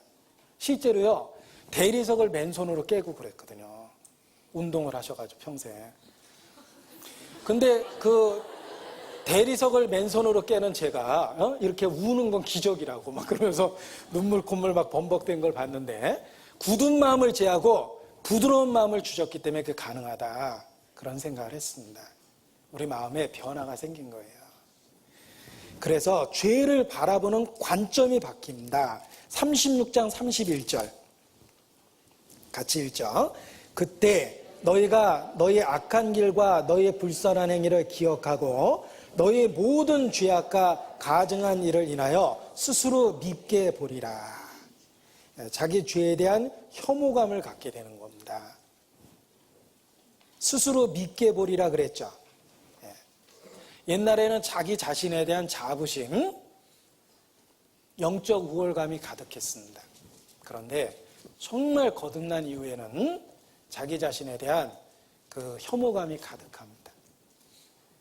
그래서 내가 알고 있는 제일 큰 죄인이 바로 나다라는 생각을 할 수밖에 없어요. 바울의 고백이 이해가 가죠? 죄인 중에 내가 괴순이라. 자기 자신을 그렇게 평가하게 됩니다. 죄인 중에 제가 괴순이라. 옛날에는 그렇게 생각했거든요. 그런데 구원을 받으니까 죄인 중에 내가 괴순이라 이렇게 됩니다. 자기 죄를 스스로 보기 때문에 자기 스스로에 대한 혐오감이 생깁니다. 그래서 정말 제가 제 자신을 여기 이렇게 모형으로 만들어 놓을 수 있다면 제일 진짜 견타식으로 패주고 싶다라는 생각을 했어요. 견타식은 개 패듯입니다.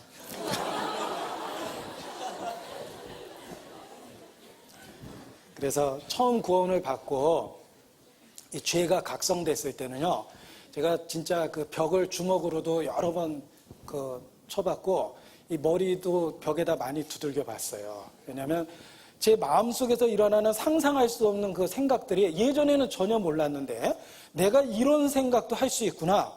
심지어는 나를 구원하신 나의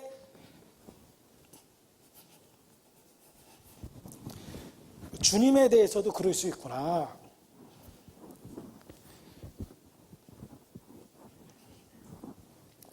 그래서 이 구절이 굉장히 마음에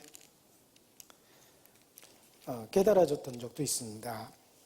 6장 9절입니다.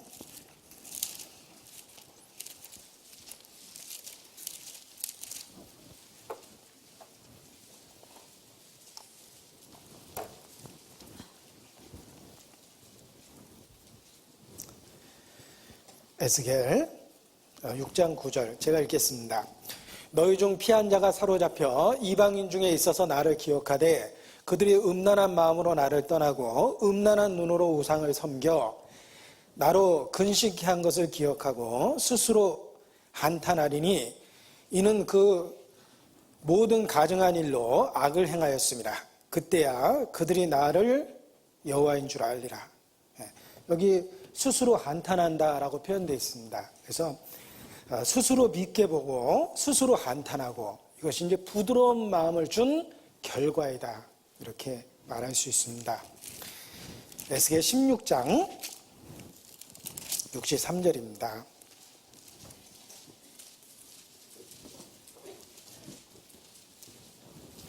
에스겔 16장 63절 같이 읽죠.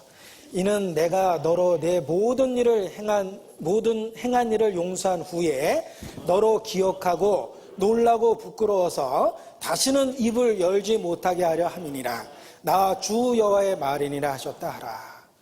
내가 주 앞에 한두 번 입을 열었으나 이제는 내 손으로 내 입을 가릴 뿐이니이다. 내가 내 제 가운데 앉아 회개하나이다. 욥의 고백이죠. 자기에 대한 자부심이 다 무너져 버립니다. 자기에 대한 우월의식과 공로감이 다 없어집니다. 그리고 주 앞에서 자기 손으로 자기의 입을 막고 내가 제 가운데서 회개하나이다 라고 고백할 수밖에 없게 됩니다. 왜냐하면 주께서 부드러운 마음을 주셨기 때문에 그렇게 되는 겁니다. 죄를 깨달을 수 있는 빛을 주셨기 때문에 자기 혐오감이 가득해지는 겁니다. 에스겔 11장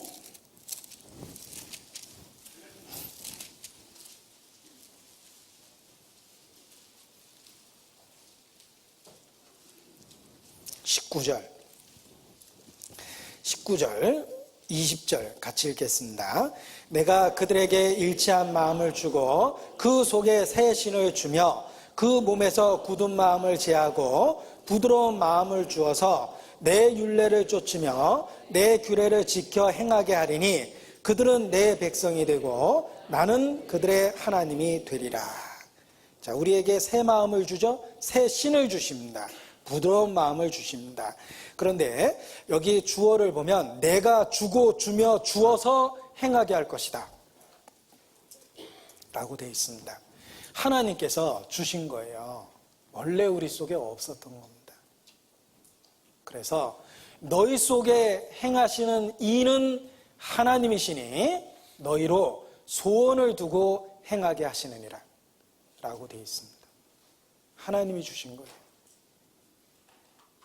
본성적으로 우리 속에 없었던 겁니다.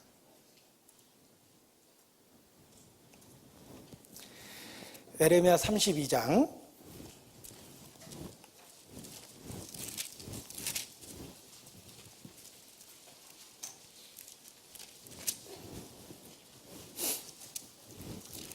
40절입니다.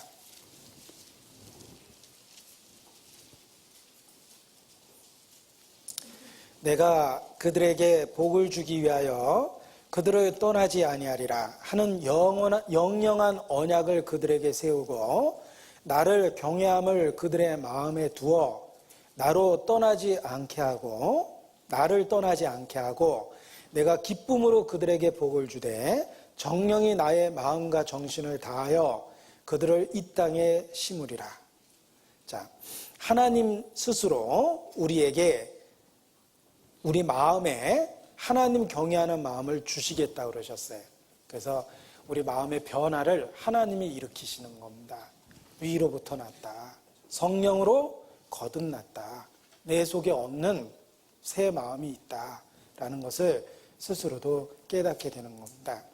에스겔서는 무서운 심판에 대한 이야기지만 하나님이 주시는 그 성령에 의한 변화라는 약속을 담고 있는 또한 놀라운 그 축복에 관한 말씀이 있다. 이렇게 말할 수 있습니다. 자, 11페이지입니다. 거의 대부분 연대순으로 기록되었으며 자서전적 표현, 즉 내가 보았다, 내가 들었다라는 표현이 수없이 반복된다. 그가 내게 이르시되라는 말씀은 50회 이상 반복되고 있다. 확실한 증인의 말은 힘이 있다. 자, 1인칭으로 대부분 묘사가 되어 있습니다. 에스겔은 하나님의 말씀을 확실히 보았습니다. 그래서 엄청난 핍박과 반대에도 불구하고 20여 년 이상을 꾸준히 사역을 할 수 있었던 겁니다. 여러분, 신앙의 진실성은 지속성에 있습니다. 지속성이 없는 신앙은 그 뿌리부터 의심을 해봐야 됩니다. 구원받았는데 멸망한다가 아니라 구원받지 않았기 때문에 지속성이 없다. 이렇게 말할 수 있습니다. 아무리 비슷하게 흉내를 내도 지속성이 없으면 생명 유무를 철저하게 의심해 봐야 됩니다. 에스겔은 20여 년 이상 지속성을 갖고 사역을 했습니다. 나의 달려갈 길을 마치고 내가 믿음을 지켰다. 바울의 고백처럼 그 지속성은 생명에 대한 어떤 보증이라고 말할 수 있습니다. 그래서 에스겔 선지자의 그 사역을 살펴봐도 20여 년 이상 일관성 있게 그 신앙을 지켰다는 것을 깨달을 수가 있습니다. 거기 11페이지 도표가 잔뜩 있는데 첫 번째 언급된 그 30년이라는 것만 에스겔 선지자의 나이고 그 후에 언급된 것들은 그 여호와긴의 즉위 연도를 기준으로 한 연도다 이렇게 말할 수 있습니다.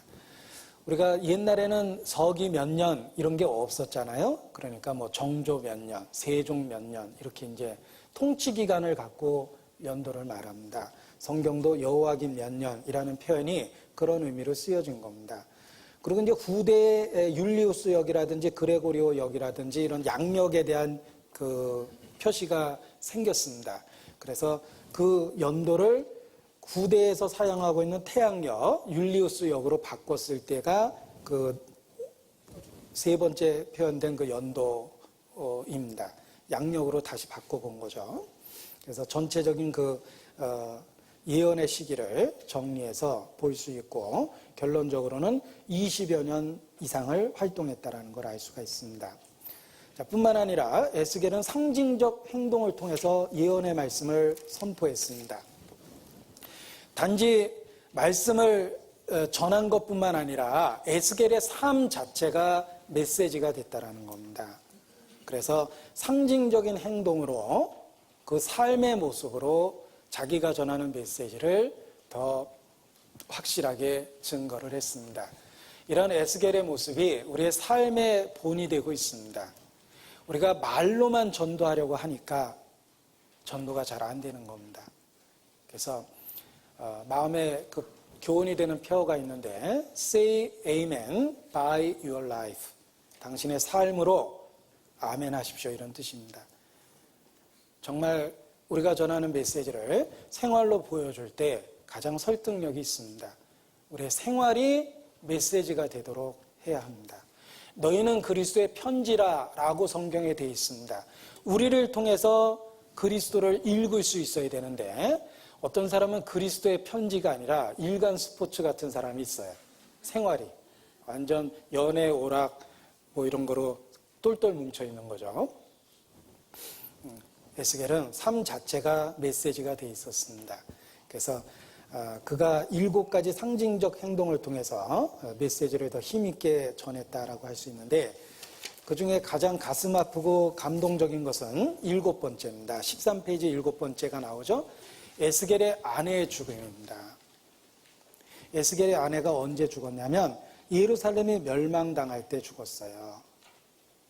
하나님은 예루살렘의 멸망을 에스겔 아내를 통해서 보여준 겁니다. 그래서 나이를 계산해 보니까 35살, 36살 때 아내가 죽은 거더라고요.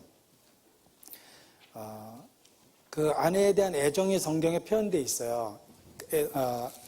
에스겔 24장에 보면 뭐 사이 나쁜 아내가 죽은 게 아닙니다. 에스겔 24장 16절입니다.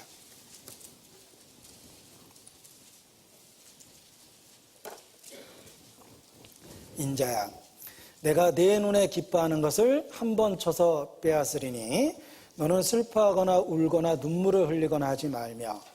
자, 예루살렘의 멸망을 에스겔 가정의 모습으로 보여준 겁니다.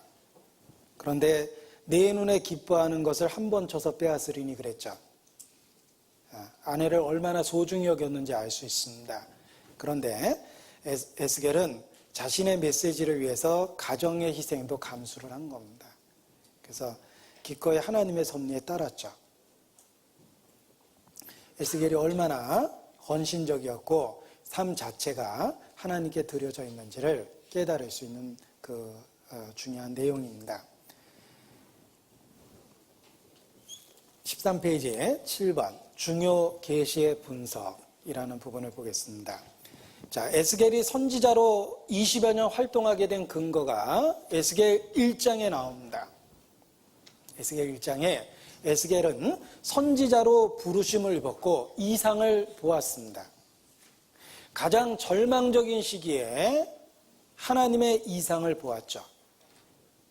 그 경험이 20여 년의 선지자로서의 사역을 가능하게 해줬던 겁니다. 가장 절망의 시기에 에스겔은 이상을 보고 위로를 얻었고 20여 년 활동할 수 있는 힘의 근거를 얻은 겁니다. 13페이지 밑에서 두 번째 줄입니다. 절망을 극복하려면 비전이 있어야 한다. 하나님의 사람은 하나님의 영광이라는 비전을 보아야 한다. 자, 에스겔은 나이 30세에 하나님의 이상을 보고 선지자로 부르심을 입었고 20여 년 충성된 사역을 했습니다. 그런데 생각해 보십시오.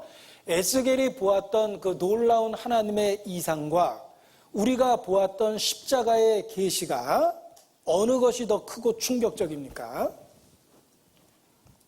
십자가가 훨씬 더 충격적이고 가장 크고 확실한 메시지입니다.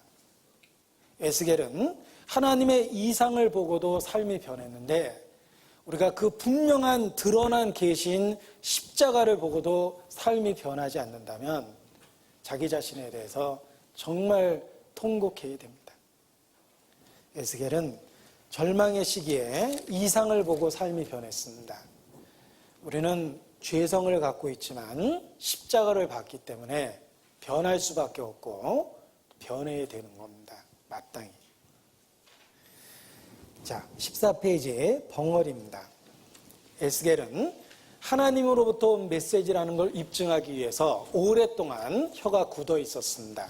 하나님이 허락하는 그때까지 말을 할 수가 없었습니다. 그리고 하나님이 허락하는 순간에 말을 했습니다. 성경에 말할 때가 있고 잠잠할 때가 있다라고 말씀하셨습니다. 제가 지금 성경을 잘못 외웠습니다. 순서를 바꿨거든요. 말할 때가 있고 잠잠할 때가 있는 게 아니고요. 잠잠할 때가 있고 말할 때가 있어요. 에스겔도 벙어리가 되었고 입이 열린 겁니다. 여리고성을 함락했을 때 7일째 마지막 돌 때까지 하나님은 함구령을 내리셨습니다. 한마디도 안 하고 묵묵히 여리고성을 돌았죠. 하나님이 허락하는 그 순간 나팔이 불려졌고 이스라엘이 외쳤습니다. 그때 여리고성이 무너진 거예요. 잠잠할 때가 있고 말할 때가 있습니다. 우리가 전도하다 보면 불신자의 말은 우리에게 많은 상처를 줍니다. 불신자의 말은 어리석은 말이 많습니다. 비이성적인 말이 많습니다.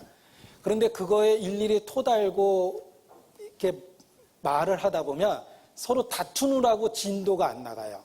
그런 거 아시죠? 처음 불신자에게 전도하다 보면 뭐 넘어야 될 산이 많거든요. 별 해괴한 얘기를 다 합니다. 그것 때문에 마음 상하고 다투면 전도가 안 돼요. 그때는 잠잠할 때예요.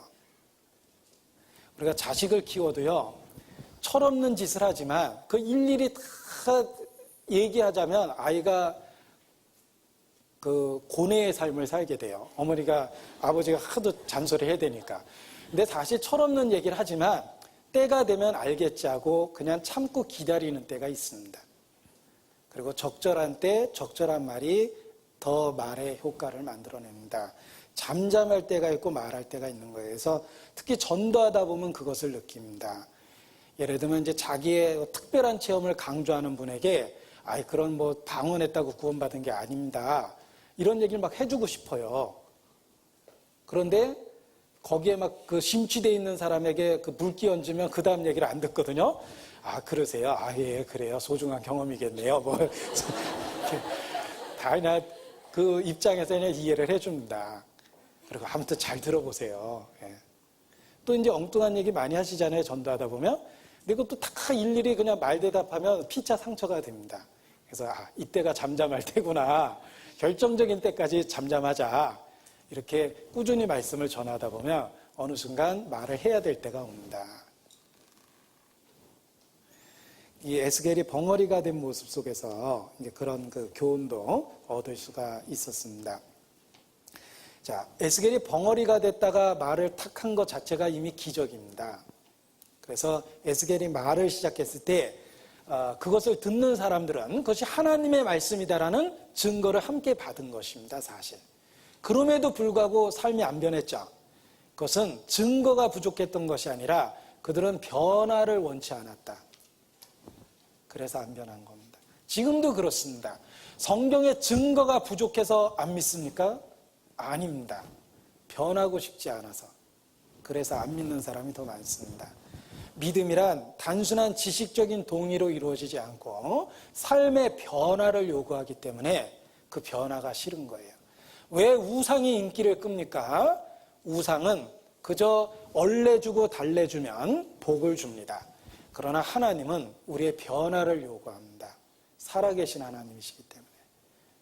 그래서 전도하기가 어려운 것은 그들은 도덕적 변화를 원치 않기 때문에 그래서 말씀을 끝까지 대적하는 거다. 이렇게 말할 수 있습니다. 노아 방주가 안 믿어지고 에덴 동산이 안 믿어지고 그러는 게 아닙니다. 그들은 도덕적 변화를 거부하고 있는 거다라는 생각을 하게 됩니다. 그러나 사람이 하나님의 뜻을 행하고자 하면 이 말이 하나님에게서 났는지 알 수 있다라고 예수께서 말씀하셨습니다. 정말 하나님 뜻대로 살고자 하면 하나님께 온 메시지라는 거 깨달을 수 있습니다. 자, 그리고 3번 골짜기의 뼈, 아주 유명한 그 에스겔서의 메시지죠. 골짜기로 데려가셨는데 마른 뼈가 가득하더라. 그런데 너는 대언해보라. 이 선지자가 대언하니까 이 뼈 저 뼈가 들어맞고 서로 연락되더니 힘줄이 오르고 살이 덮이고 일어서는데 생기가 들어가는데 큰 군대가 되었더라. 이런 그 놀라운 메시지가 에스겔서에 있습니다. 저는 이 골짜기의 뼈가 큰 군대가 되는 모습을 통해서 어떤 전도에 대한 교훈을 얻게 됩니다. 하나님의 말씀을 대언하니까 이 뼈 저 뼈가 들어맞고 움직였죠. 그렇습니다. 우리가 하나님의 말씀은 이렇다라고 분명하게 세상을 향해서 대언하면 들을 귀 있는 자는 듣게 됩니다. 이 뼈 저 뼈가 들어맞습니다. 비록 과정은 있지만 결국은 일어서는데 큰 군대가 되더라라는 말씀처럼 결국은 구원을 받게 됩니다. 그래서 그 골짜기의 그 환상을 통해서 말씀을 전하는 것이 어떤 의미가 있는지를 더 깨닫게 됩니다. 하나님의 말씀을 대언하면 생기가 들어갑니다. 그래서 일어서게 됩니다. 그래서 한 영혼이 구원받는 과정으로도 볼 수 있다. 이렇게 말할 수 있습니다. 자, 그리고 15페이지에 여호와의 영광이라는 관점에서의 고찰이 있습니다. 자, 이 에스겔서를 읽어보면 어떤 흐름이 있습니다. 자, 쉐키나라는 말은 히브리어 중에 아주 유명한 말입니다. 쉐키나라는 말은 하나님의 영광이라는 뜻인데 신약 시대에 하나님의 영광이 육신으로 나타나신 분이 예수님이시죠. 우리가 보니 아버지의 독생자의 영광이요 은혜와 진리가 충만하더라 그랬습니다. 자, 이 하나님의 영광이라는 쉐키나가 처음에 북편 하늘에 나타났습니다. 에스겔의 이상을 통해서 보여주죠. 그리고 예루살렘에 있는 쉐키나를 보여줍니다. 하나님의 영광을 보여주는데 불행하게도 영광이 떠나는 장면이 있어요. 그래서 어떤 과정 속에서 영광이 떠나게 됩니다. 에스겔 10장을 보겠습니다. 에스겔 10장 18절입니다. 여호와의 영광이 성전 문지방을 떠나서 그룹들 위에 머무르니, 그러니까 성전에 있었던 여호와의 영광이 그들의 범죄로 인해서 떠나게 되는 겁니다. 그래서 동문을 향해서 나아가서 떠나가 버리십니다. 그래서 여호와의 영광이 떠났다라는 것 다음에 심판에 대한 구절들이 이어지는 거예요. 하나님의 영광이 떠나면 심판이 쫓아옵니다. 촛대를 옮기면 세상이 돌아오죠. 세상이 들어오기 시작하죠. 그런데 하나님의 심판에 대한 이야기를 할 때는 여호와의 영광이 떠났다고 되어 있고, 하나님이 회복하시겠다라는 뒷부분의 이야기에 가보면은 여호와의 영광이 돌아왔다라고 이렇게 묘사되어 있습니다. 그래서 43장, 에스겔 43장 보겠습니다. 10장에서 떠나갔던 영광이 43장에 돌아옵니다. 1절. 그 후에 그가 나를 데리고 문에 이르니 곧 동양한 문이라 이스라엘 하나님의 영광이 동편에서부터 오는데, 자 이제 다시 돌아오고 계시죠. 4절. 여호와의 영광이 동문으로 말미암아 전으로 들어가고 다시 성전으로 들어가세요. 그래서 여호와의 영광이 떠났다. 이스라엘의 심판을 받게 됩니다. 그러나 마지막 때 여호와의 영광이 돌아옵니다. 자, 이스라엘에 가면 예루살렘 성문이 있습니다. 그런데 다른 문들은 다 열려 있는데 벽돌로 막아놓은 문이 있어요. 그걸 골든 게이트라고 그러죠. 골든 게이트라고도 그러고 또 그게 동문이거든요. 동쪽에. 그 동문을 벽돌로 막아놨습니다. 그래서 크리스찬들은 생각하기를 메시아가 오셨기 때문에 막았다. 이렇게 이야기하고, 유대인들은 생각하기를 메시아가 올 때까지 막았다. 이렇게 이제 해석을 합니다. 그렇게 이제 각각 다르게 해석하는데, 여호와의 영광이 동문으로 들어오시겠다고 그랬죠. 이스라엘의 회복이 이루어지는 걸 이렇게 환상으로 보여주신 거다라고 말할 수 있습니다. 자, 에스겔은 하나님의 영광을 봅니다. 그리고 그 영광이 떠나갔다가 돌아오는 걸 보게 된 겁니다. 그래서 에스겔 전체의 메시지가 그 여호와의 영광을 중심으로 기록되어 있습니다. 여호와의 영광을 보았고 떠나가고 돌아오고 이런 과정을 기록을 하고 있습니다. 그런데 그 여호와의 영광의 모습에 한 복판에, 한 중심에 무지개로 둘러싸인 보좌가 있었습니다. 무지개라는 말이 하나님의 은혜를 상징하는 그 언약의 표징이죠. 다시는 심판이 없다라는 게 무지개의 언약입니다. 그런데 무지개에 둘러싸인 보좌라는 게 어떤 의미입니까? 하나님의 은혜의 언약으로 둘러싸여 있는 보좌다, 이런 뜻입니다. 그런데 재미난 건 그 무지개로 둘러싸여 있는 보좌 한 복판에 인자 같은 이가 있었어요. 에스겔 1장입니다. 에스겔 1장 26절입니다. 그 머리 위에 있는 궁창 위니까 높고 높은 하나님, 거룩한 하나님입니다. 보호자의 형상이 있는데 그 모양이 남보석 같고, 그 보호자의 형상 위에 한 형상이 있어 사람의 모양 같더라. 예수 그리스도입니다. 우리는 이 은혜의 보좌 위에 앉아있는 예수님을 봅니다. 그래서 요한계시록을 읽어보면 하나님과 어린 양의 보좌가 성전에 있다. 성전이 없고 성전 대신에 하나님과 어린 양의 보좌가 있다고 되어 있죠. 그 한복판에 어린 양의 보좌가 있는 거예요. 여기 사람의 모양 같더라 그랬죠. 예수님 반갑습니다. 구약 성경에서도 만나뵐 수 있네요 라는 생각을 해봤습니다. 자, 21페이지입니다. 장별 중요 내용 정리입니다. 자, 1장의 이상에 대한 이해. 자, 이거 아까 UFO라고 주장하는 사람들이 바퀴도 있고 날개도 있고 뭐 노쇠도 보이고 또 사방에 둘러서 눈도 있고, 그러니까 이거 틀림없이 UFO다 이렇게 얘기하는데, 그런 엉뚱한 얘기할까 봐 하나님이 10장에 구체적으로 써놨어요. 에스겔 10장 15절. 에스겔 10장 15절. 그룹들이 올라가니 그들은 내가 그발 강가에서 보던 생문이라. 자, 여기 UFO가 올라가니가 아니죠. 하나님이 엉뚱한 얘기할까 봐 그것이 하나님의 보좌를 지키는 그룹, 천사의 일종이다라는 얘기를 여기 하고 계십니다. 그룹이라는 말이 영어 성경의 케루빔이거든요. 이 천사의 일종입니다.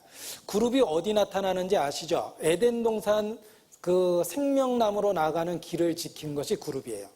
그 다음에 성막 앞에 있는, 지성소 앞에 있는 휘장에 새겨져 있는 것이 그룹이에요. 그러니까 하나님께 나가는 길을 막은 공의의 수행자다, 이런 뜻입니다. 그래서 하나님이 하시는 일을 그룹의 모습으로 묘사한 것이다라는 걸 알 수가 있는데, 여기 네 바퀴에 대한 이야기가 있습니다. 바퀴가 사방으로 향해 있다라고 되어 있는데요. 이게 바퀴가 좀 역학적으로는 불가능한 바퀴지만 하나님의 행하심을 우리에게 잘 설명해 주고 있습니다. 자, 사방으로 향한 바퀴라는 게 무슨 뜻이냐면, 바퀴 안에 바퀴가 있다고 그랬거든요. 근데 잘못 그리면 자전거 바퀴를 그려요. 이렇게 바퀴 안에 바퀴라고 그러니까. 근데 잘못 그린 그림이고요. 성경에 나와 있는 바퀴 안에 바퀴가 있다는 게 무슨 뜻이냐면, 이 바퀴를 위에서 봤을 때는 이렇게 십자형으로 보이는 겁니다. 바퀴를 위에서 봤을 때. 그러니까 사방 어느 곳으로도 굴러갈 수 있는 바퀴예요. 이런 바퀴를 역학적으로 만든다라는 건 불가능할 겁니다. 이렇게 네 방향 아무데로나 굴러다닐 수는 없잖아요. 그런데 이 그룹의 바퀴를 묘사할 때는 이렇게 묘사를 했어요. 그것은 하나님은 자기 뜻대로 역사하신다. 자기의 의지대로 계획하신 대로 역사하시는 그 모습을 설명하고 있는 겁니다. 그래서 이 바퀴가 특별한 바퀴의 모습이다라고 이렇게 알 수 있어요. 혹시 뛰어난 공학자가 있다면 저렇게 디자인할 수 있는 바퀴를 만든다면 대단할 겁니다. 주차를 이렇게 뭐 뒤로 꺾어서 T자로 주차하는 게 아니라 옆으로도 움직일 수 있다는 뜻이거든요. 그래서 차 대놓고 옆으로 좀 비켜주세요. 이렇게 얼마나 신기합니까? 혹시 만들 수 있으면 한번 만들어 보세요. 자, 2장 1절입니다. 2장 1절. 에스겔 2장 1절. 그가 내게 이르시되 인자야 일어서라 내가 내게 말하리라 하시며. 자, 에스겔은 지금 엎어져 있었거든요. 이게 제가 좋아하는 자세인데 OTL이라고 그러죠. 알아들으시네요. 이렇게 엎어져 있는 자세입니다. 이게 머리고 팔이고 이렇게 꾸부정하게 엎어져 있죠. 이렇게 에스겔이 OTL 자세로 엎어져 있었는데 일어나라. 그래서 이제 에스겔이 일어납니다. 그것이 이제 하나님의 말씀을 겸허하게 받아들이겠다는 뜻이고 또 하나 있어요. 일어나서 행하라 이런 뜻입니다. 우리가 하나님의 말씀을 듣는 것은 행하기 위해서죠. 그래서 인자야 일어서라 내가 내게 말하리라. 이것은 하나님의 말씀을 듣고 행하겠다는 결심을 해라 이런 의미에서 일어나라고 하셨다. 이렇게 해석할 수 있습니다. 자, 22페이지입니다. 교재. 인자야 너는 먹고 가서 전하라. 자, 하나님의 말씀을 먹으라 고하라 이렇게 명령하십니다. 그래서 하나님의 말씀을 먹으라 고하라 라고 그랬는데 이 먹을 때 입에서는 그 달았고 배에 들어가니까 썼다라고 돼 있어요. 이 똑같은 말씀이 그 요한계시록에도 있습니다. 거기 인용해 놨죠. 입에서는 꿀같이 달지만 먹은 후에는 배에서 쓰게 되었더라. 그래서 하나님의 말씀을 이해하는 것은 우리에게 기쁨을 주고 이해하는 건 쉽지만 순종하는 데에는 어려움이 있다라는 걸 가르쳐 주기 위해서 입에서는 달고 배에서는 썼다. 이렇게 묘사했다라고 해석해 볼 수 있습니다. 주의 말씀의 맛이 내게 어찌 그리 단지요 라고 성경에도 표현되어 있습니다. 주의 말씀의 맛이 내게 어찌 그리 단지요 그랬죠. 어떤 분은 왜 말씀 안 읽냐고 그랬더니 의사가 단 걸 피하라고 해가지고 말씀 듣는데 왜 조세요? 식곤증 때문에 말씀을 먹는다고 그러잖아요. 이렇게 핑계 대면 안 됩니다. 자, 아무튼 하나님의 말씀을 배운다라는 것은 즐겁고 기쁜 일임에 틀림이 없습니다. 저는 사실 구원 얻기 전에는 책 읽기를 좋아했고 그것도 뭐 수준 높은 책은 사실 못 봤고요. 무슨 그 추리소설 같은 거를 많이 읽었습니다. 특히 이제 당시에 김성종 추리소설은 거의 시리즈로 다 봤는데 구원받고 나서는 거의 안 봤습니다. 안 본 이유는 성경을 읽기 시작하니까 다른 책을 읽을 재미가 없어졌어요. 그래서 정말 여타의 책과 비교할 수 없구나. 주의 말씀이 내게 기쁨과 내 마음의 즐거움이다. 라는 그 고백이 그래서 나온 거구나. 라는 것을 이렇게 깨닫게 됩니다. 우리가 하나님의 말씀에 대한 맛을 들여야 돼요. 사람이 병이 들면 첫 번째 증상이 입맛이 없어집니다. 영적으로 병이 들면 성경을 거의 읽지 않습니다. 영적 입맛을 잃어버렸기 때문입니다. 그래서 여기 주께서 일어나서 먹으라 라고 얘기하셨기 때문에 우리는 주의 말씀을 받아 먹어야 됩니다.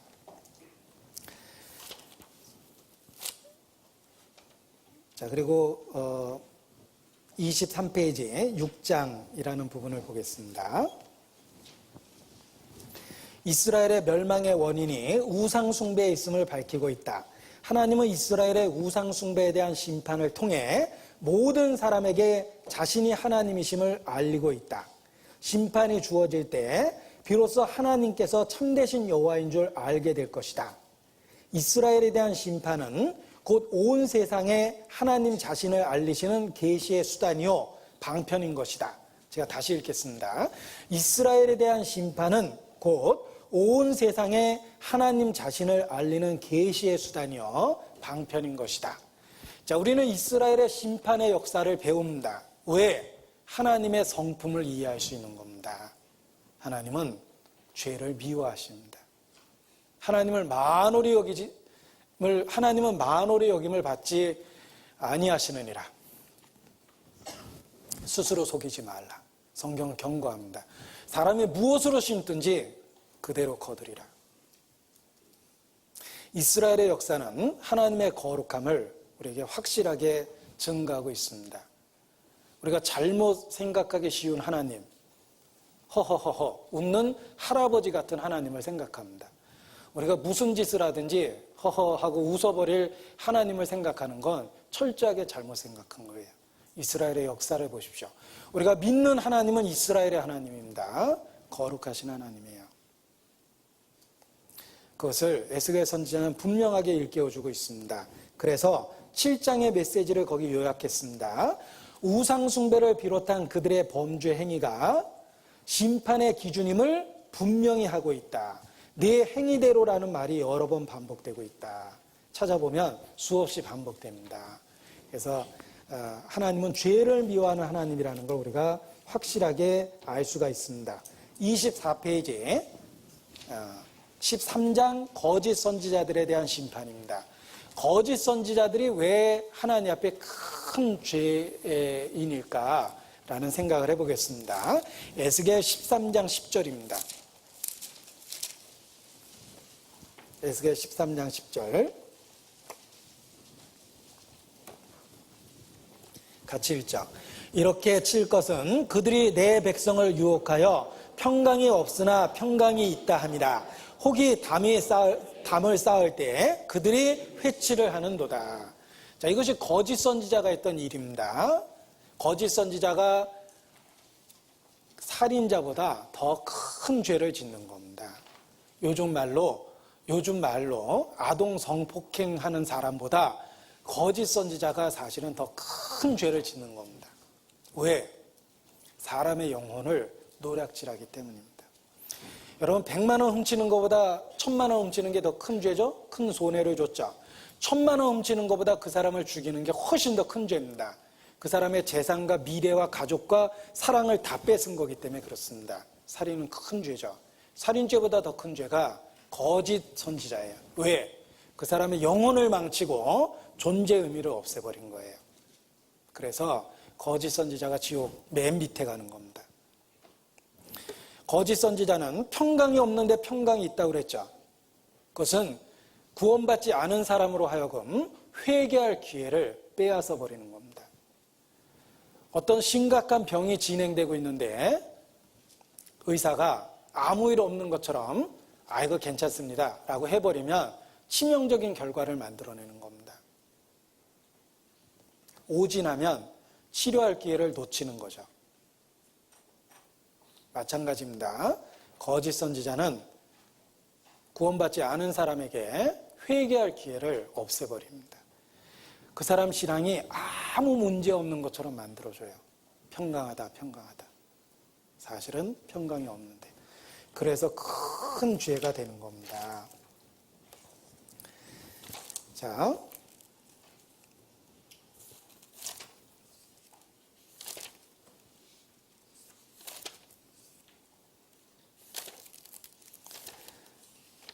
(32페이지를) 보겠습니다.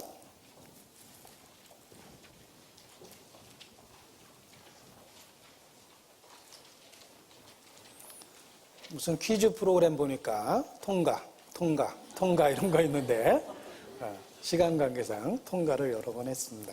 32페이지 47장 성전에서 흘러나오는 생수의 강이 있습니다. 자, 에덴 동산에서도 강이 있었죠. 에덴 동산에서 시작해서 네 방향으로 흘러갔습니다. 네 곳으로 흘러갔죠. 마지막 요한계시록에도 하나님의 보좌로부터 흘러나오는 강이 있다라고 표현되어 있습니다. 이 에스겔서에도 47장 1절에 보면 강 얘기가 나옵니다. 자, 에스겔 47장 1절을 보겠습니다.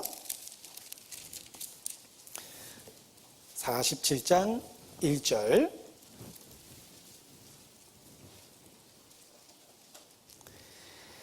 같이 읽죠. 그가 나를 데리고 전 문에 이르시니 전에 전면이 동을 향하였는데 그 문지방 밑에서 물이 나와서 동으로 흐르다가 전 우편 제단 남편으로 흘러내리더라. 자, 이 제단에 있는 곳에서 물이 흘러나온 겁니다. 그리고 재미난 건 이 물이 막 흘러서 3절 뒷부분에 보면 물이 발목에 오르더니 4절 중간 부분에 물이 무릎에 오르고 4절 뒷부분에 물이 허리에 오르고 다시 일천척을 청량하시니 물이 내가 건너지 못할 강이 된지라. 점점 풍성해지죠. 그리고 사해바다 있는 쪽으로 흘러가서 사해바다를 소성케 한다고 되어 있습니다. 자, 그런데 몇 년 전 외신을 봤습니다. 예루살렘은 높은 그 해발 높은 곳인데 구조적으로 생수가 나올 수 없는 위치입니다. 그런데 성전 있는 곳에서 생수의 근원이 터지고 있다. 아랍 사람들은 불길하다고 모타를 대서 물줄기를 흩어버렸고 이스라엘은 메시아가 올 때가 됐다고 반가워하고 있다라는 기사를 보신 적이 있을 겁니다. 왠지 주님이 곧 오실 것 같지 않습니까? 네, 성경은 그곳에서 생수가 터진다고 돼 있어요. 그리고 이러한 그 예언은 사실 영적으로는 우리 속에 이미 이루어진 겁니다. 이미 우리 속에 이루어졌다고 그랬죠? 영적으로는 요한복음 7장입니다. 37절. 요한복음 7장 37절.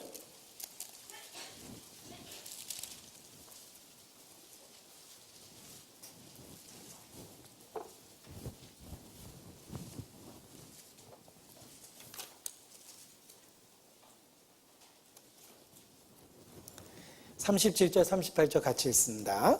명절 끝날 그 큰 날에 예수께서 서서 외쳐 가라사대 누구든지 목마르거든 내게로 와서 마시라.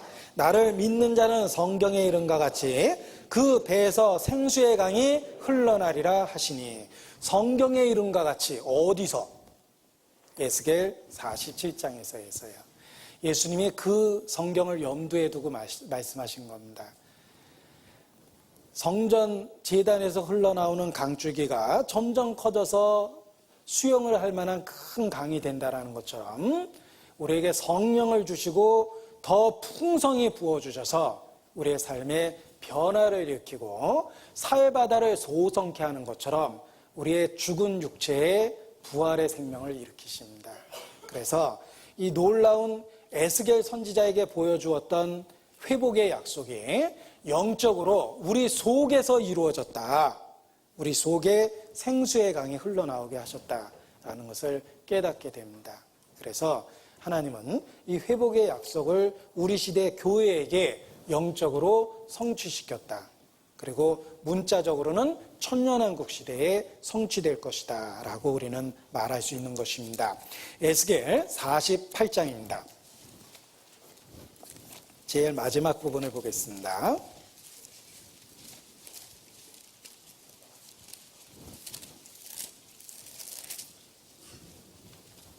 35절입니다. 같이 읽죠. 그 사면의 도합이 1만 8천 척이라.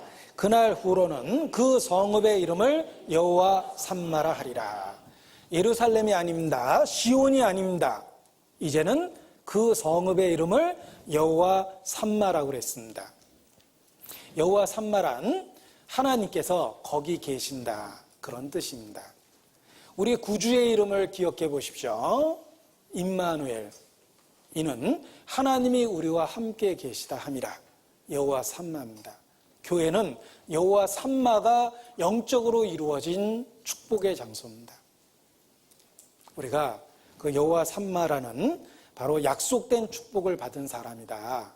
여호와께서 우리 가운데 계시다. 이렇게 말할 수 있습니다. 바벨론 포로 시대였습니다. 에스겔을 통해서 보여주었던 이 놀라운 회복에 대한 이상이 그들에게 얼마나 큰 위로가 됐겠습니까? 따라서 그들은 낙심하지 않고 시나고그 회당에 모였고 바벨론에서도 그들은 안식일을 지켰습니다. 왜? 여호와 삼마. 하나님의 주신 비전이 있었기 때문에 그 바벨론 시기에도 믿음을 지킨 겁니다. 역사를 보면 기적과 같습니다. 우상 숭배 때문에 바벨론에 사로잡혀갔던 이스라엘이 우상의 본거지인 바벨론에서 유일신 신앙을 회복했습니다. 아이러니컬하지 않습니까? 우상 숭배 때문에 바벨론에 사로잡혀갔던 그들이 우상 숭배의 본거지에서 유일신 신앙을 회복했습니다. 왜? 에스겔과 같은 선지자가 비전을 제시했기 때문입니다. 여호와 삼마. 하나님께서 거기 계시다. 그들에게 격려가 됐고 위로가 됐고 현재의 고난을 견딜 이유가 됐던 겁니다. 마찬가지예요. 이 시대에 교회에게 임마누엘이라는 약속을 주셨습니다. 그래서 현재 상황을 견뎌내고 우리가 격려받고 위로받게 하셨습니다. 그 여호와 삼마라는 놀라운 그 약속이 우리에게 이루어졌기 때문에 그렇습니다. 그래서 에스겔 바벨론 시대에 활약했던 그의 메시지가 이 시대 교회인 우리에게 적용되고 교훈이 된다라고 말할 수 있습니다. 자, 34페이지의 마지막 패러그래프를 제가 읽겠습니다.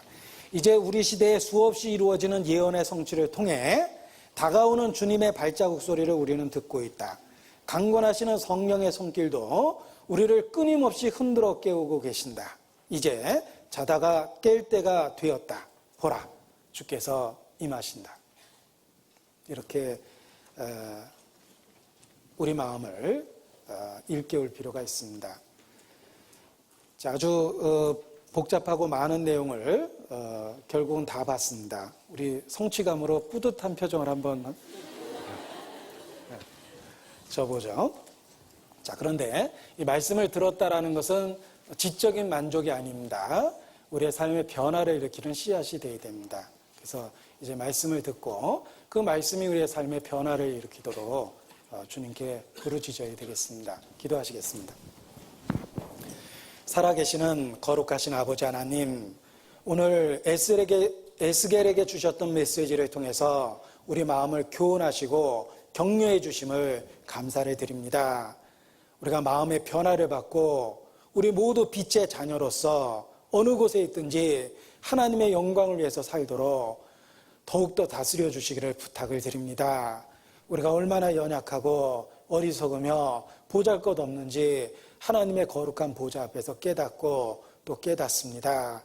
오직 죽은 자를 살리시는 능력으로 주의 이름과 영광을 위해서 더욱 주관하여 주시며 우리의 삶의 변화를 일으켜 주시기를 주님 앞에 간구합니다.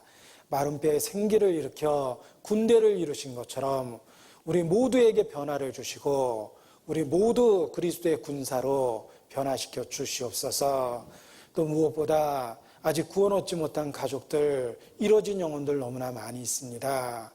영혼에 대한 열정을 주셔서 이 땅에서 그들을 위해 울고 통곡하고 주님께 부르짖을 수 있도록 우리의 마음도 다스려 주시기를 부탁을 드립니다. 주께 우리의 나머지 삶을 의지합니다. 어느 날 영원한 처소로 불러주실 그날까지 우리 모두를 영육간에 강건케 해주시고 우리 모두를 주의 역사 가운데 사용하여 주시옵소서. 고마우신 우리 구주 예수님의 이름으로 기도합니다. 아멘.